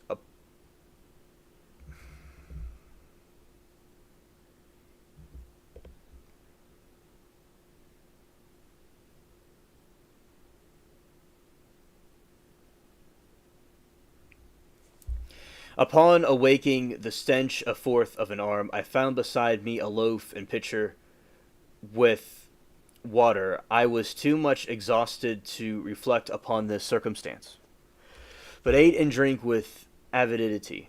Shortly afterward, I resumed my tour around the prison, and much toil came at last upon the fragment of the surge. Upon the period when I fell, I had counted 52 paces.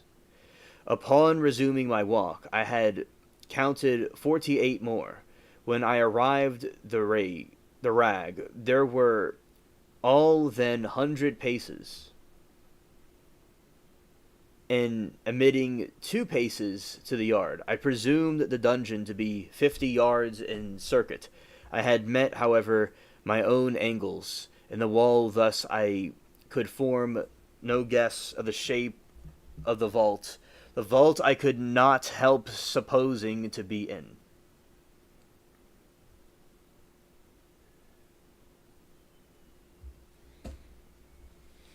I had little object, certainly no hope, these researchers, but a vague curiosity promoted me to continue them. Quitting the wall, I resolved the cross area of the enclosure. At first proceeding with the extreme caution of the floor, although seemingly of soil and material, was treacherous with slime. At length, however, I took courage and did not hesitate to step firmly, endeavoring to cross in as a direct line possible. I had advocated and advanced some 10 or 12 paces in this manner, when remnants of the torn hem of my robe became entangled between my legs. I stepped on it and fell violently on my face.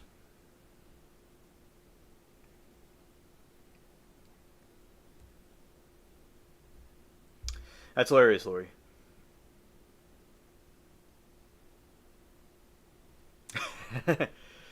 Hello, Joyce, in chat.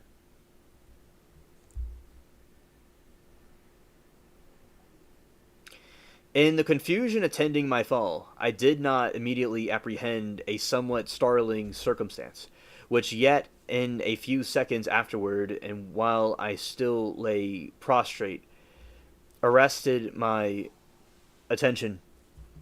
It was this: my chin rested upon the floor of the prison, but my lips and the upper portion of my head, although seemingly at a less elevated than the chin, touched nothing. At the same time, my forehead seemed bathed in calamity and vapor. The peculiar smell of the decayed fungus arose to my nostrils. I put forward my arms, shuddered to find that I have fallen to the very brink of circular pit, whose extent, of course, I had no means of accelerating the moment. Groping about masonry below the margin, I succeeded dislodging a small fragment and let the fall into the abyss. For many seconds I hearkened to its reverberations as it dashed against the sides.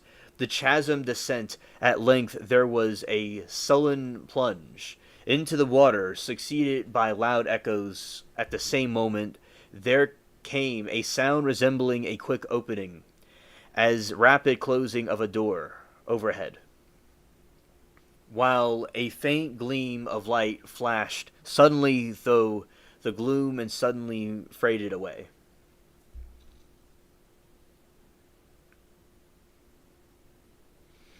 Amen, Moki. I saw clearly the doom which had prepared for me, and congratulated myself upon the timely accident by which I escaped. Another step before my fall, and the world had seen me no more, and the death just avoided of the very character which I had regarded as fabulous and frivolous in tales respecting the Inquisition. The victims of the tyranny, there was the choice of death of its direst physical agonies, or death of its most hideous and moral horrors. I had been reversed for the latter. By the long suffering my nerves had been unstrung, until I trembled at the sound of my own voice, and had become in every aspect a fitting subject to the species of torture which awaited me.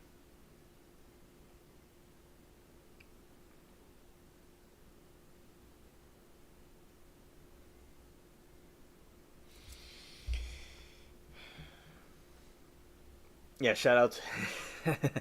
Hilarious choice. All right. Agonization of a spirit kept me awake for many long hours, but the length I again slumbered. Upon arousing, I found my side as before a loaf pitcher of water. A burning thrust consumed me, and I emptied the vessel. Oh, hello, Pam. What a wonderful surprise. All right.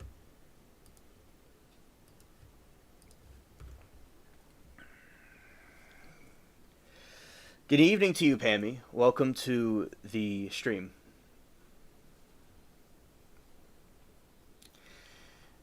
And she says, "What the hell have I walked into, Frog? I removed the hamster, remember?" Hilarious. That's hilarious. All right. And we're talking about a scary story.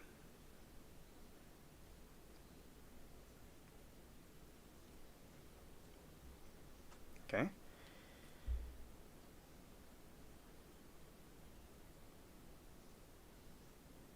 All right. Pammy, I am doing fine. I am enjoying the evening with the chat, with our stream, and hanging out with them. I had a good day watching Trials.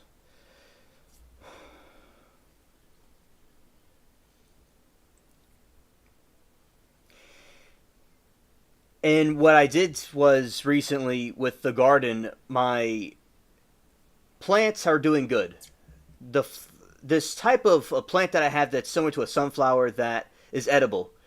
It is blooming right now because of the fall season. So the garden is doing well and it's blooming. Some of the other ones are some of the other plants that I grow, the ornamental plants, are being harvested. They're these giant stalks. They're doing good too. Yeah, and then I'm going to start a fall garden, by the way, as well, for the fall season. So, yes, everything's well on my end. And I hope, Pammy, everything's going well with you too. Thank you for being here. Hello, Dwayne. Oh, it's great to see you too, buddy. It was nice chatting with you earlier. Shout out to you and Sharon. And yeah, we are just having a good time talking about this Alan Poe's story for the spooky season. Oh, you lurk a lot. Okay, thank you for lurking. All right. A shout out to everybody. Appreciate everybody being here. Heart burning and thirst consumed me, and I emptied the vessel at a draught. It must have been drugged, for scarily I had drunk before became irreversibly drowsy. Irresistibly drowsy. A deep sleep fell upon me, a sleep like that of death. How long lasted, of course, I know not. But when once again I unclosed my eyes, the objects around were visible by a wild sulphurous luster, in the origin of which I could not at first determine. I was enabled to see the extent of aspects of the prison.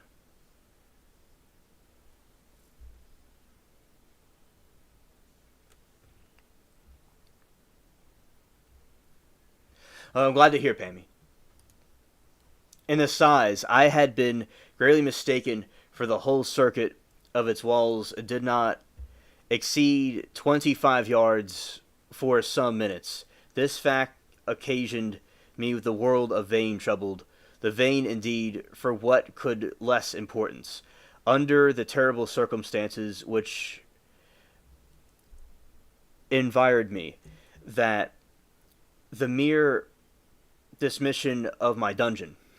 But my soul took a wild interest in rifles. No, not rifles, but trifles, and I bust myself in the endeavor to account for the error that I have committed in my measurement. The truth at length flashed upon me. In the first attempt at the exploration, I had counted 52 paces up the period when I fell. I must then have been with a pace 2 of the fragment surge. In fact, I had nearly performed the circuit of the vault, then slept, and upon awakening I must have returned upon my steps, thus supposing the circuit nearly double what I actually was. My confusion of mind prevented me from observing that I began to tour with the wall to the left and ended it with the right.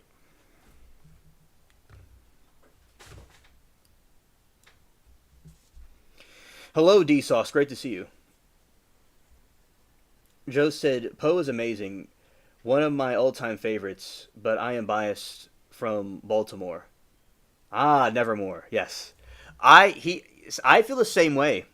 And I'm not from that region, but I feel the same way. All I did learn it in school, and it was cool times. Of back then, and I just like horror stuff. But yeah, I think he's extremely talented, and he did very well with conveying this. And this is a lot like what we have today. You know, there's countries today doing this, and also trials. I mean, there's people that are locked up that probably feel this way. So if they're good or bad is disputable.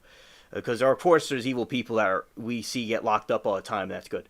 But yeah, so definitely he talks about things that are still prevalent today. All right, Frog. Good night to you, buddy. Thank you for stopping by. I had been deceived to respect of the shape of the enclosure. In feeling my way, I had found many angles, and thus deduced idea of great integrity so potent. And Laurie said, Pirates of the Caribbean, Elizabeth, morals, decency, and personal hygiene. Jack Sparrow waves hand nonchalantly. Trifles. That's hilarious, Laurie. I like that. Decency and personal hygiene. Yeah, Captain Jack had such the humor to him. He was a very humorous captain. Definitely indeed. So yeah, Lori, thanks for bringing that up. That was very funny. And the microphone fell over, but it's all good. Okay. So potent that in the effect of total darkness upon the arousing form of lethargy of sleep, the lethargy of sleep, the angles were simply those of few slight depressions or niches in odd intervals. The general shape of the prison was square. What I had taken from masonry seemed now in the iron, some other metal, in huge plates whose structures or joints occasioned the depression. The entire surface of this metallic enclosure was rudely dubbed by the hideous repulsiveness devices which channel superstition of the monks have given rise. Joyce is waiting for Johnny to pop in her DMs. Yeah, that definitely needs to. I hope he responds soon. Weird. Joe says he definitely knew how to convey the human condition in many deep ways. Yes, absolutely. Yes. The figures of friends and aspects of menace with skeleton forms on the wall.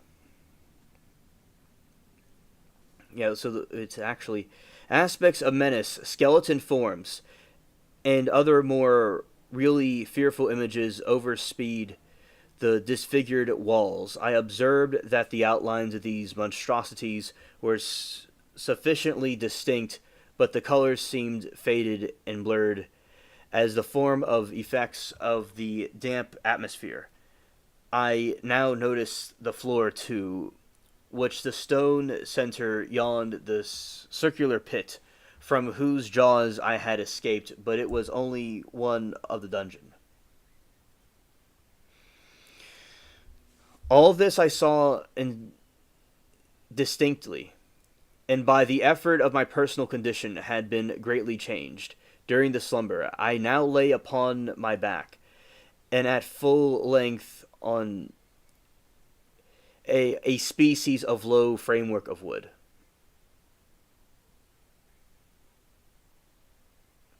To this I was securely bound by the long strap resembling the circingle. It passed in my convolutions about my limbs and body, leaving liberty only my head, and my left arm such an extent that I could, by dint of much exertion, supply myself with food from any certain dish which lay by my side on the floor. I saw my horror, the pitcher had been removed. I say to my horror, for I was consumed with intolerable thirst. This thirst appeared to be designed of my persecutors, to stimulate, for the food of the dish was meant pungently seasoned.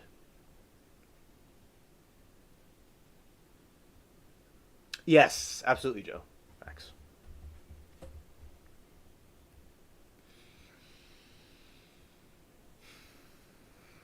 Looking upward, I surveyed the ceiling of my prison. It was some 30 or 40 feet overhead, and constructed much of the side walls in one of its panels. A very singular figure riveted my whole attention. It was painted figure of the times he commonly represented, to save that in Lio of the sheath held what a casual glance. I supposed by the pictured image of a huge pendulum, such as we on the antique clocks. There was something, however, in appearance of this machine which caused to regard it more attentively, while I gazed directly upward at it, for its position was immediately over my own. I fancied that I saw in motion in an instant.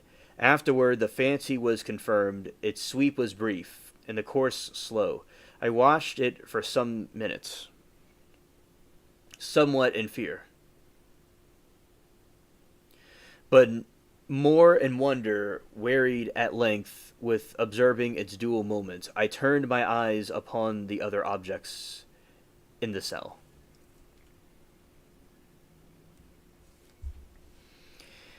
A slight noise attracted my voice, and attracted my notice.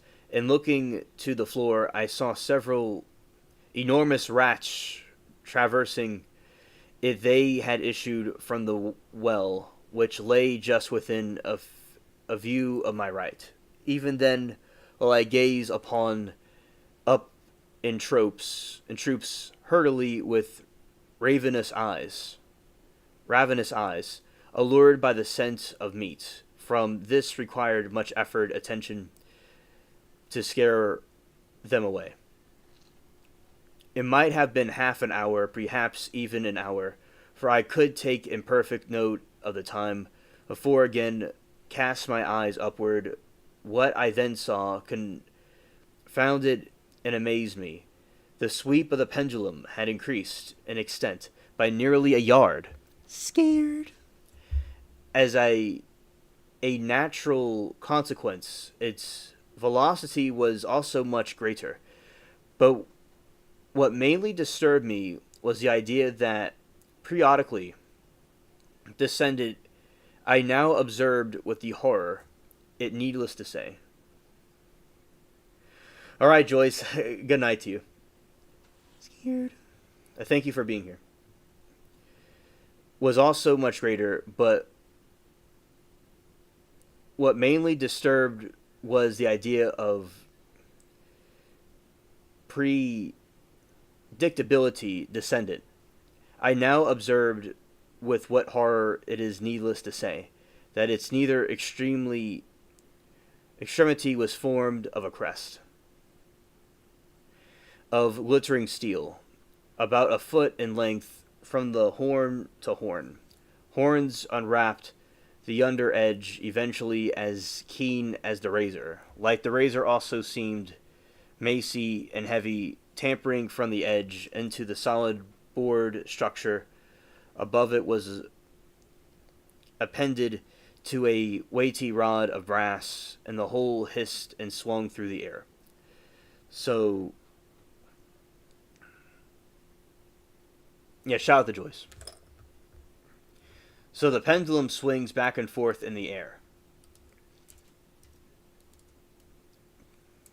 in frightening motion.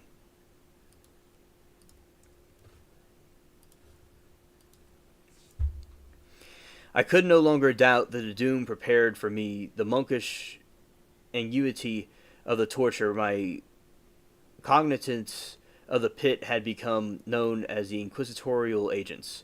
The pit whose horrors had been detested for so bold requisite as myself, the pit typical of hell and regarded by rumor of the ultima thule of all punishments. The plunge into this pit I had avoided merest of the accidents. I knew that the surprise or entrapment into torment formed an important portion of all grotesque of the dungeon deaths. Having failed to fall, it was no part of the demon.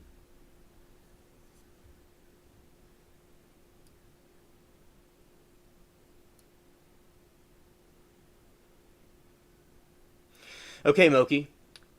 Good night to you. Thank you for coming here also.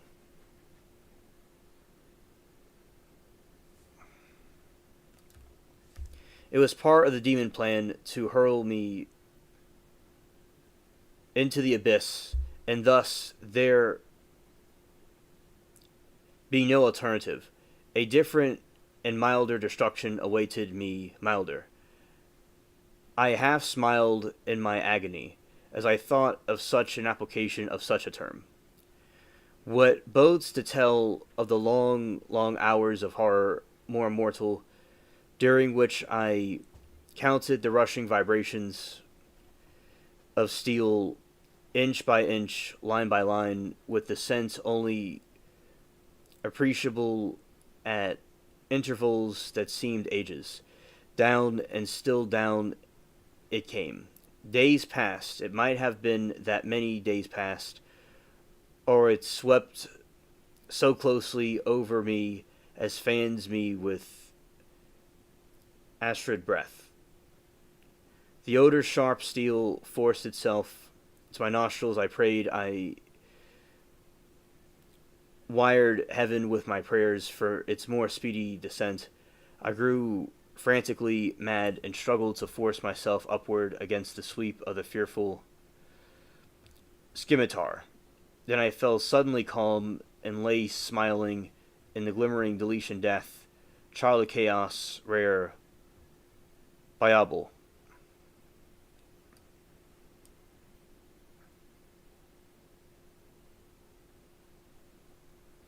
Joe said, when one is in a center at peace, only then can one see the pendulum swinging, realizing the chaos it creates.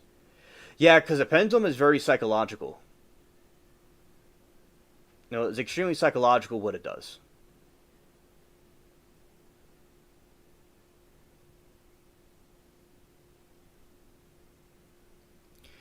There was another interval of utter insensibility. It was brief, for upon again lapsing onto life, there had been no predictable descent in the pendulum, but it might have been long, for I knew there was demons who took note of my swoon, and who could have arrested the vibration at pleasure. Upon recovery, too, I felt very unexpectedly sick and weak, as through long initiation. Even amid the agonies of that period, the human nature craved food. With painful effort, I outstretched my left arm as far as bounds permitted, and took possession of the small remnants which had been spared me the rats, as I put portion of it within my lips. There rushed to my mind a half-formed thought of joy, of hope, yet business I with hope. It was a half-formed thought. Man has many such which are never completed. I felt it was joy.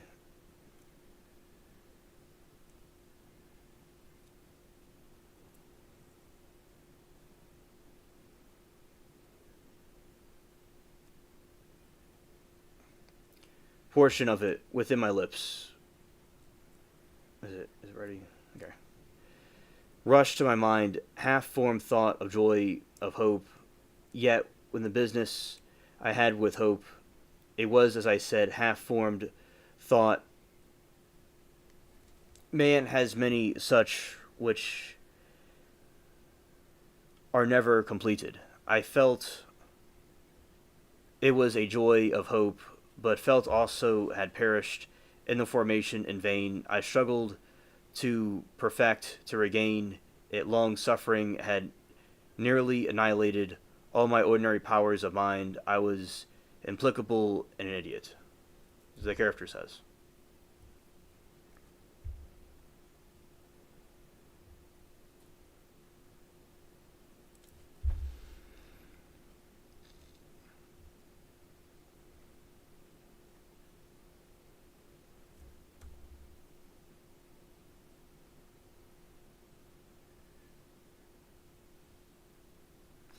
Right.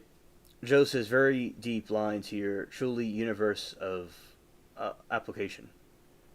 Universal application. Yes. Yes.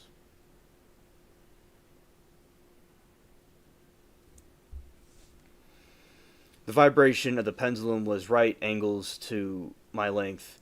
I saw that the crescent was designed to cross the region of the heart. It would fray the surge of my robe. It would return and repeat its operations again and again, notwithstanding the terrifically wide seep, some 30 feet or more, and hissing vigor of its descent. Penny said, "Oh, I'm an idiot too."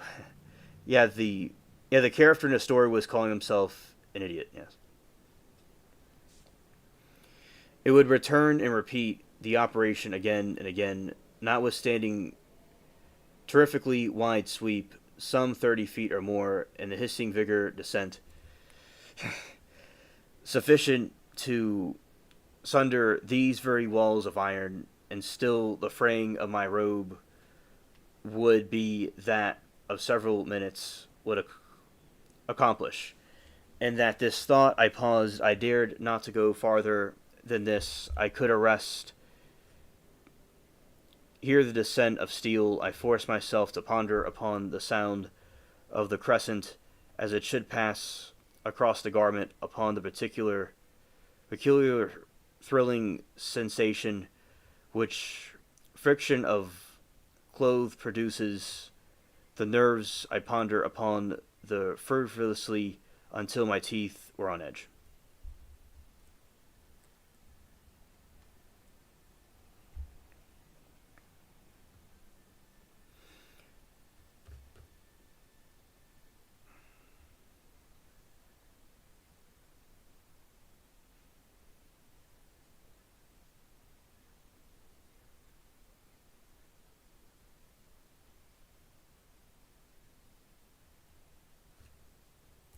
All right, down slowly down it crept.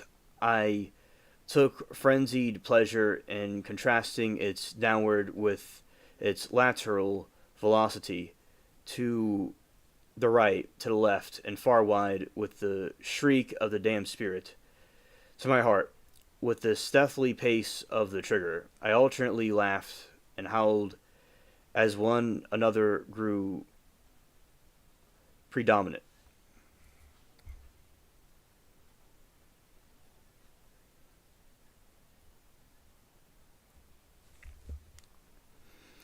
Down, certainly relentlessly down, it vibrated within 3 inches of my bosom. I struggled violently, furiously, to free my left arm. This was free only from an elbow to the hand. I could reach the latter from the platter beside me to my mouth with great effort, but no farther. Could I have broken the fastenings above the elbow, I would have seized and attempted to arrest the pendulum. I might as well have attempted to arrest an avalanche.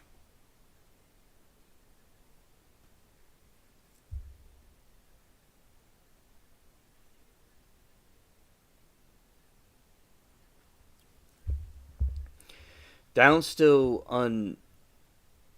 unceasingly, still inevitably down.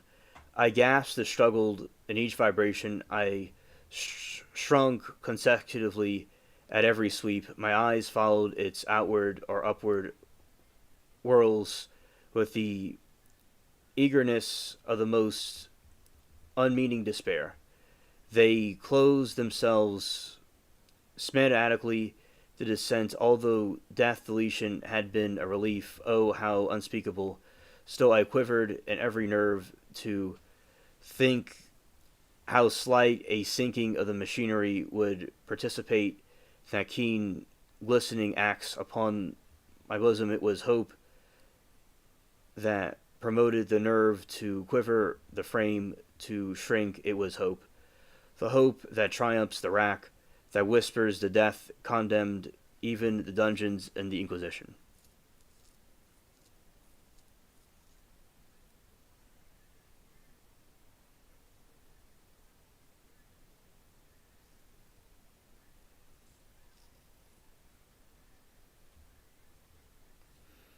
Joe says Poe's word selection and organization is true bemoan. Some of it's depressing, some find it reassuring. All depended upon their ability to understand the message. In my opinion, it's very deep, very very deep. Yeah, it's very deep emotion and very deep thought into this. Yes.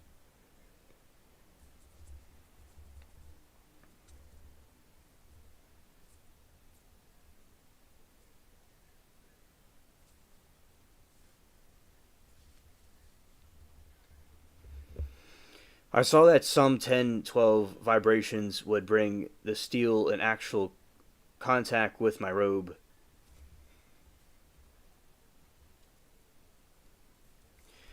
And with observations, there suddenly came over my spirit all keen, collected calmness of despair. For the first time during many hours, perhaps days, I thought it now occurred to me that the bandage of suck kringle which enveloped me was unique. I was tied by no separate cord. The first stroke of the razor-like crescent athwart any portion of the band would detach that it might be unwound from the person by means of my left hand. But how fearful in this case proximity of the steel. The result, slightest struggle, how deadly was it likely maneuver. Moreover, that minions of the torture had foreseen the provided for the possibility. Was it probable that the bondage crossed my bosom in the track of the pendulum, dreading to find my faint, as it seemed, the last hope frustrated, as far elevated my head to obtain distinct view of my breasts, the circingle enveloped of my limbs and body closed all directions and saved the path, destroying the crescent. In this story, they talk a lot about the resilience of the character, definitely.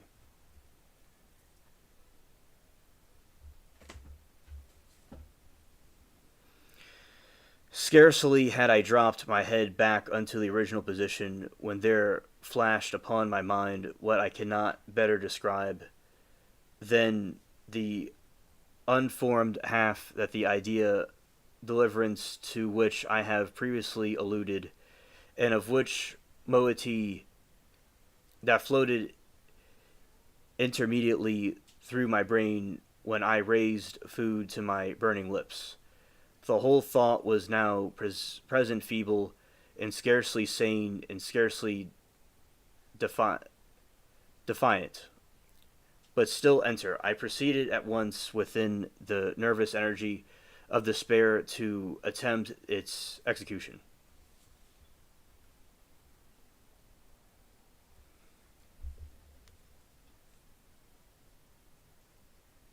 For many hours, immediate vicinity of the low framework upon which I lay have literally swarming with rats.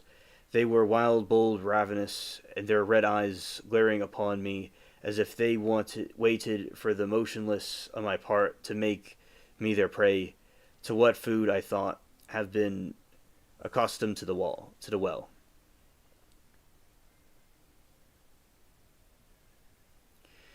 Joe said Poe's word selection and organization is truly bemoan. Some find it depressing, find it reassuring, all dependent on their ability to understand the message. In my opinion, it's very, very deep. Yes.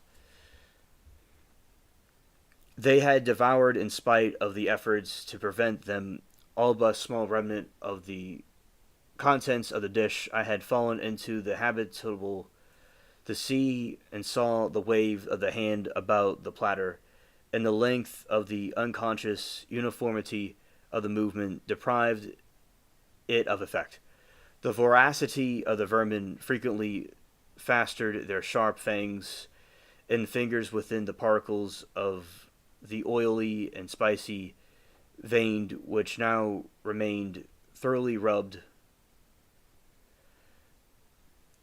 bandage wherever I could reach it. Then, rising my hand from the floor, I lay breathlessly still.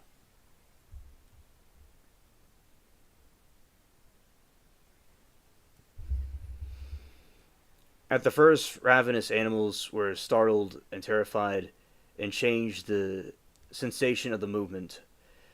They shrank armady back. Many sought the well, but this was only for a moment. I had not continued the vein upon their voracity. Observing them, I remained without motion.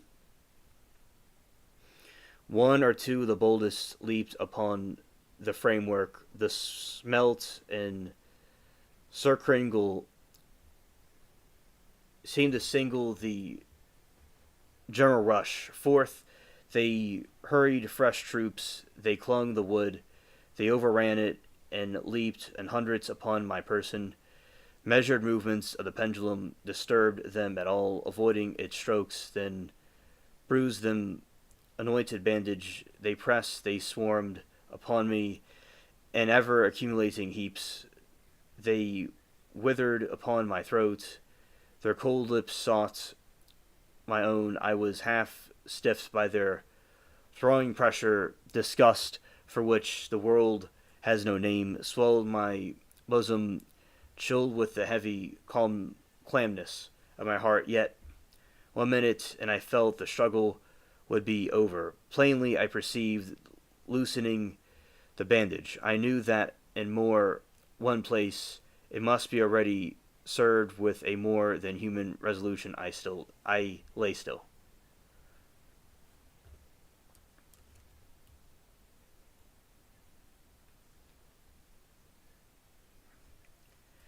Yep, his mental rats wanting to plague his logic and reasoning. Yeah, it has more of a symbolic meaning to it than a literal meaning.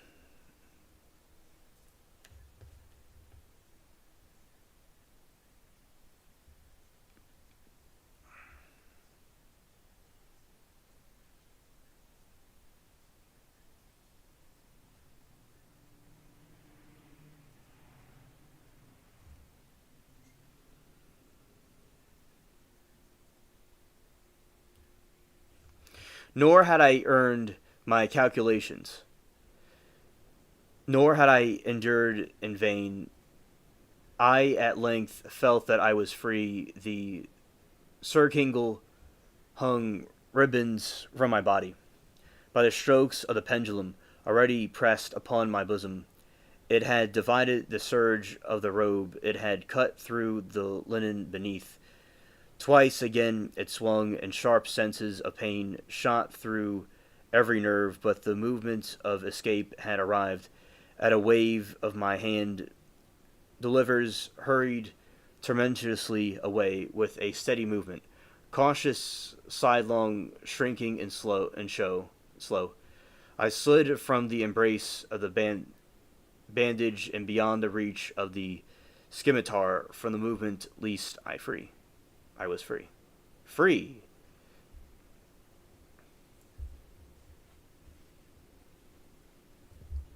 And in the grasp of the Inquisition, I had scarcely stepped from my wooden bed of horror upon the stone floor, the prison which motion of the hellish machine ceased, and I beheld it drawn up by some visible force through the ceiling. This was a lesson which took desperately to heart. My every motion.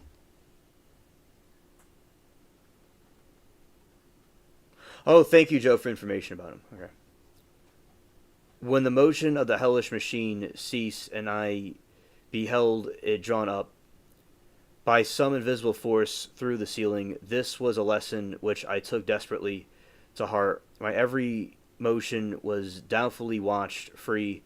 I had but escaped death in one form of agony, by delivered unto worse than death some other within that I rolled my eyes nervously around the barriers of iron that hemmed me in something unusual, some change which at first I could not appreciate distinctively.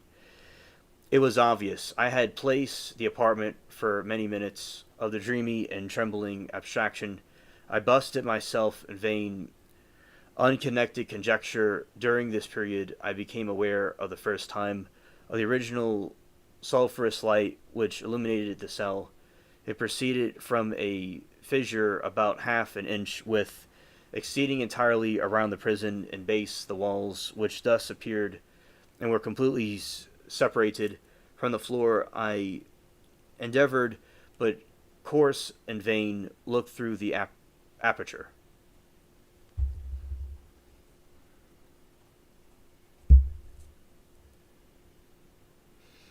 As I arose from the attempt, the mystery of the altercation in the chamber broke at once upon the understanding.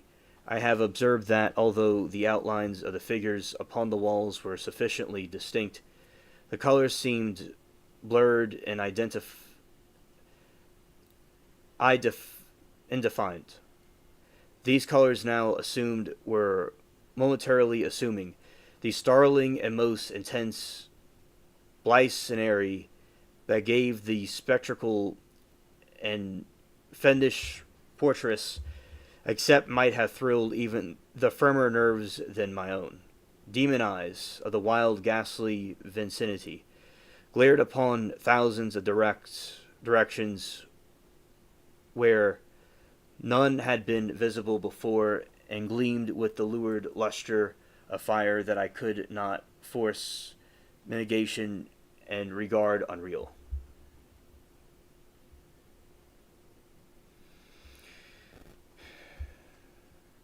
Even while I breathed, there came my nostrils breath of vapor, of heated iron, a suffocating odor pervaded prison. A deeper glow settled each moment. The eyes glared in my agonies. The richer tint of crimson diffused itself over the horrors of blood.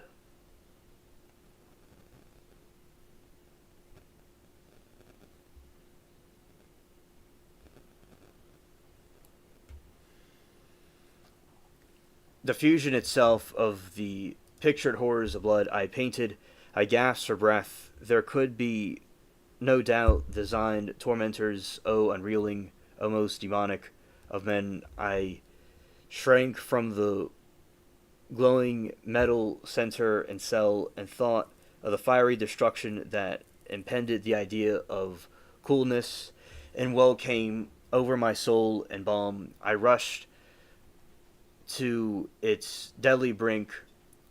I threw my straining vision below. The glare from the enkindled roof illuminated its inmost recesses. Yet for a wild moment did my spirit refuse to comprehend the meaning of what I saw, and length forced it wrestled its way unto my own soul.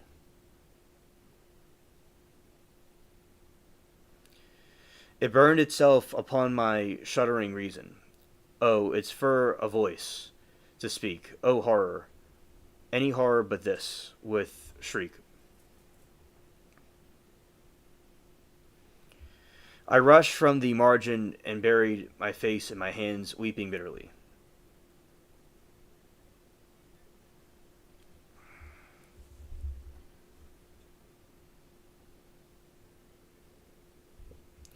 The heat rapidly increased, and once again I looked upon, shuddering as with a fit of ague. There had been a second change in the cell, and now the change was obvious. In the form, as before, it was vain. I at first endeavored to appreciate, understand what was taking place, but not long was I left in doubt. The inquisitorial vengeance had been hurried my twofold escape, and there was to be a no more delaying the king of terrors. The room had been square. I saw that two angles were acute, two coincidentally obtuse. The fearful differences quickly increased, low rumbling of the moaning sound. In an instant, apartment and shifted its form into that of lozenge, but alteration stopped not here. I neither hoped nor desired it to stop. I could have clasped the red walls and bosom a garment of eternal peace. Death, I said, any death but that pit. Fool might have not known that the pit was an object burning iron to urge me. Could I resist its glow, or its even that I could withstand its pressure? And now, flatter and flatter grew the oozage with rapidity that left me no time for contemplation. Its center and course, its greatest width, came over its yawning gulf. I shrank back, but the closing walls pressed me relentlessly onward. At length of my seared and writhing body, there was no longer an inch, a foothold. The firm floor of the prison. I struggled no more, but agony of my soul found vent. One loud, long, final scream. Of despair felt I tottered upon the brink. I averted my eyes. There was disconnect of human voices. There was a loud blast as many trumpets. There was a harsh grating as 1,000 thunders. The fiery walls rushed back. Outstretched an arm caught my own, and I fell fainting into the abyss. Was General Lezay, the French army, total an inquisition of its hands of its enemies. All right, so that is the story of the Pit and the Pendulum. And so what happens is he's in this, as I said before, that the story isn't completely about rats, but there is a little, as you all saw, there's a part of it that is about rats. But most of it didn't really have to do with rats, but just a part of it does. And there is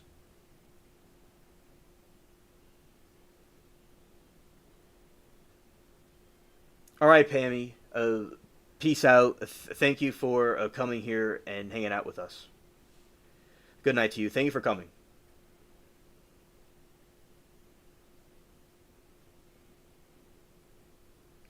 Love you too. All right. So Joe says, as much as I am an optimist, Poe in my mind, an upbringing is crucial. The sinister helped understand the say apprehensiveness. It speaks volumes to me. Oh, absolutely. And in this situation, I believe that the has to do with resilience because this person was put in a messed up situation. They He was put in a messed up situation, but he still had perseverance and resilience in spite of what was happening to him to keep on going and to not do that anymore. And eventually he had resilience and he was saved. There was a French revolutionaries came and he was freed. So the other theory about it is that it had to do with heaven, going to heaven or hell. Like it could be symbolic of the afterlife. So he was, and the rats really have to do with his mind more than physical rats. And what he did was, he was, in spite of the negativity, it is resilient. So although it's optimistic, it's not as optimistic. He still was resilient enough to overcome that. So yeah, that was the first story I read from the Pit and the Pendulum when I was coming up, and I'm glad to share it with y'all. But understandably, rats can be grotesque and they can be cringe. But as I said, that's my favorite story by him.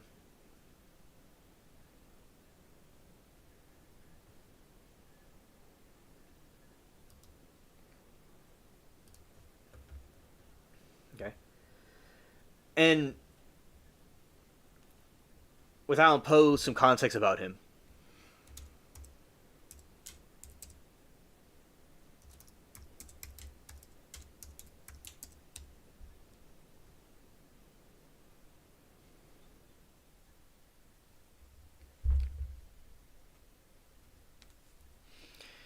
All right, so Edgar Allan Poe was a 19th century American writer, poet, and critic who helped pioneer the short story, psychological horror, and detective fiction. His work is known for its gothic atmosphere, rich vocabulary, and haunting themes of death and madness, drawing for tumultuous personal life marked by poverty and loss.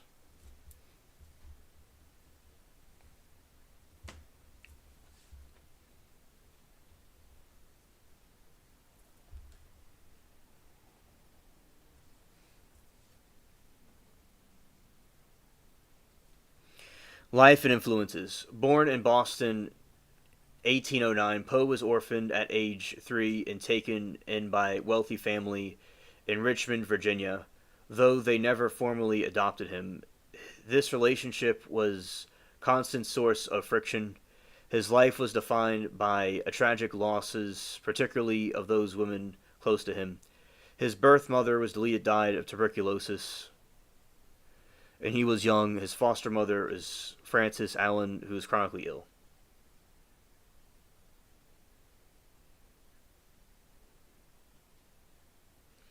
Joe says Poe used the rats as a plague on our mind, the negative things that can take you change your outlook. Yeah, yeah. So, because a battle, a lot of times, in spite of things happening in life, the battle is in within the mind, and in the mind is the biggest battle because you could have things outside that happen to you that's outside your control, but it's up to your mental resilience. So yes, it's talking about the plague and the rats of the mind instead of something physical. Right. His birth mother was Leah died of tuberculosis when he was young. His foster mother, Frances Allen, was chronically ill. His wife, Virginia Clem, who was also his cousin, was the lead that died of tuberculosis of 1847.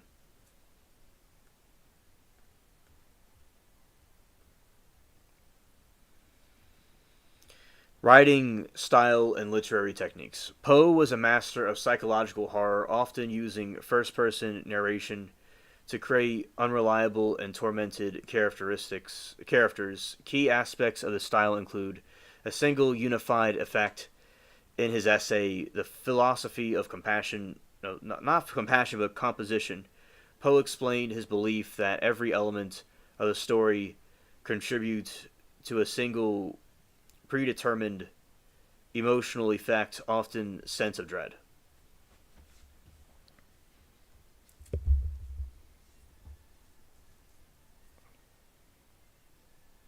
Right, yes. Gothic elements. He used a gloomy, mysterious atmosphere with decaying settings to build a suspense and fear. Sound and rhythm. In his poetry, Poe used musical sound devices like repetition, alternation, and internal rhyme to create a hypnotic, incantatory effect. Yeah, perception. That's a good word. Vague. Vague settings. Poe often set his tales in undefined places and times given to them universal times and quality.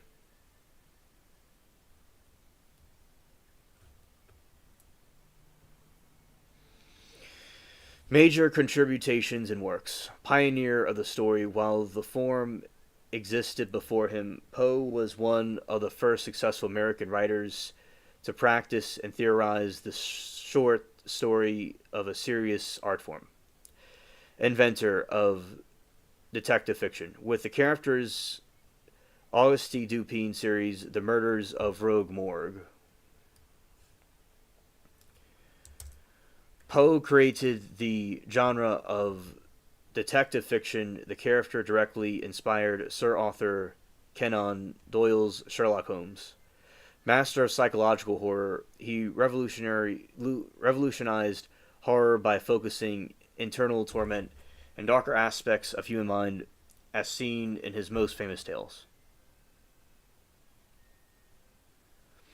Tomorrow we will. I'll have to look at the story, and we'll probably do the detective one because we've been looking at like crime cases and stuff. All right. Okay, now all I was gonna do was talk about that story and the other things. So we completed the stream because we finished the story and we talked about the news like of trial stuff from earlier. So the stream is done for the night, so we're gonna be ending it.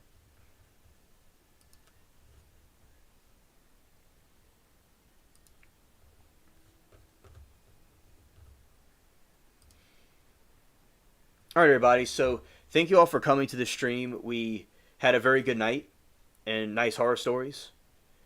And thank you, Joe, and everybody else that came here and was in here lurking for hanging out with us. And we have finished it for tonight. All right. So everybody, take care. Have a good evening and peace.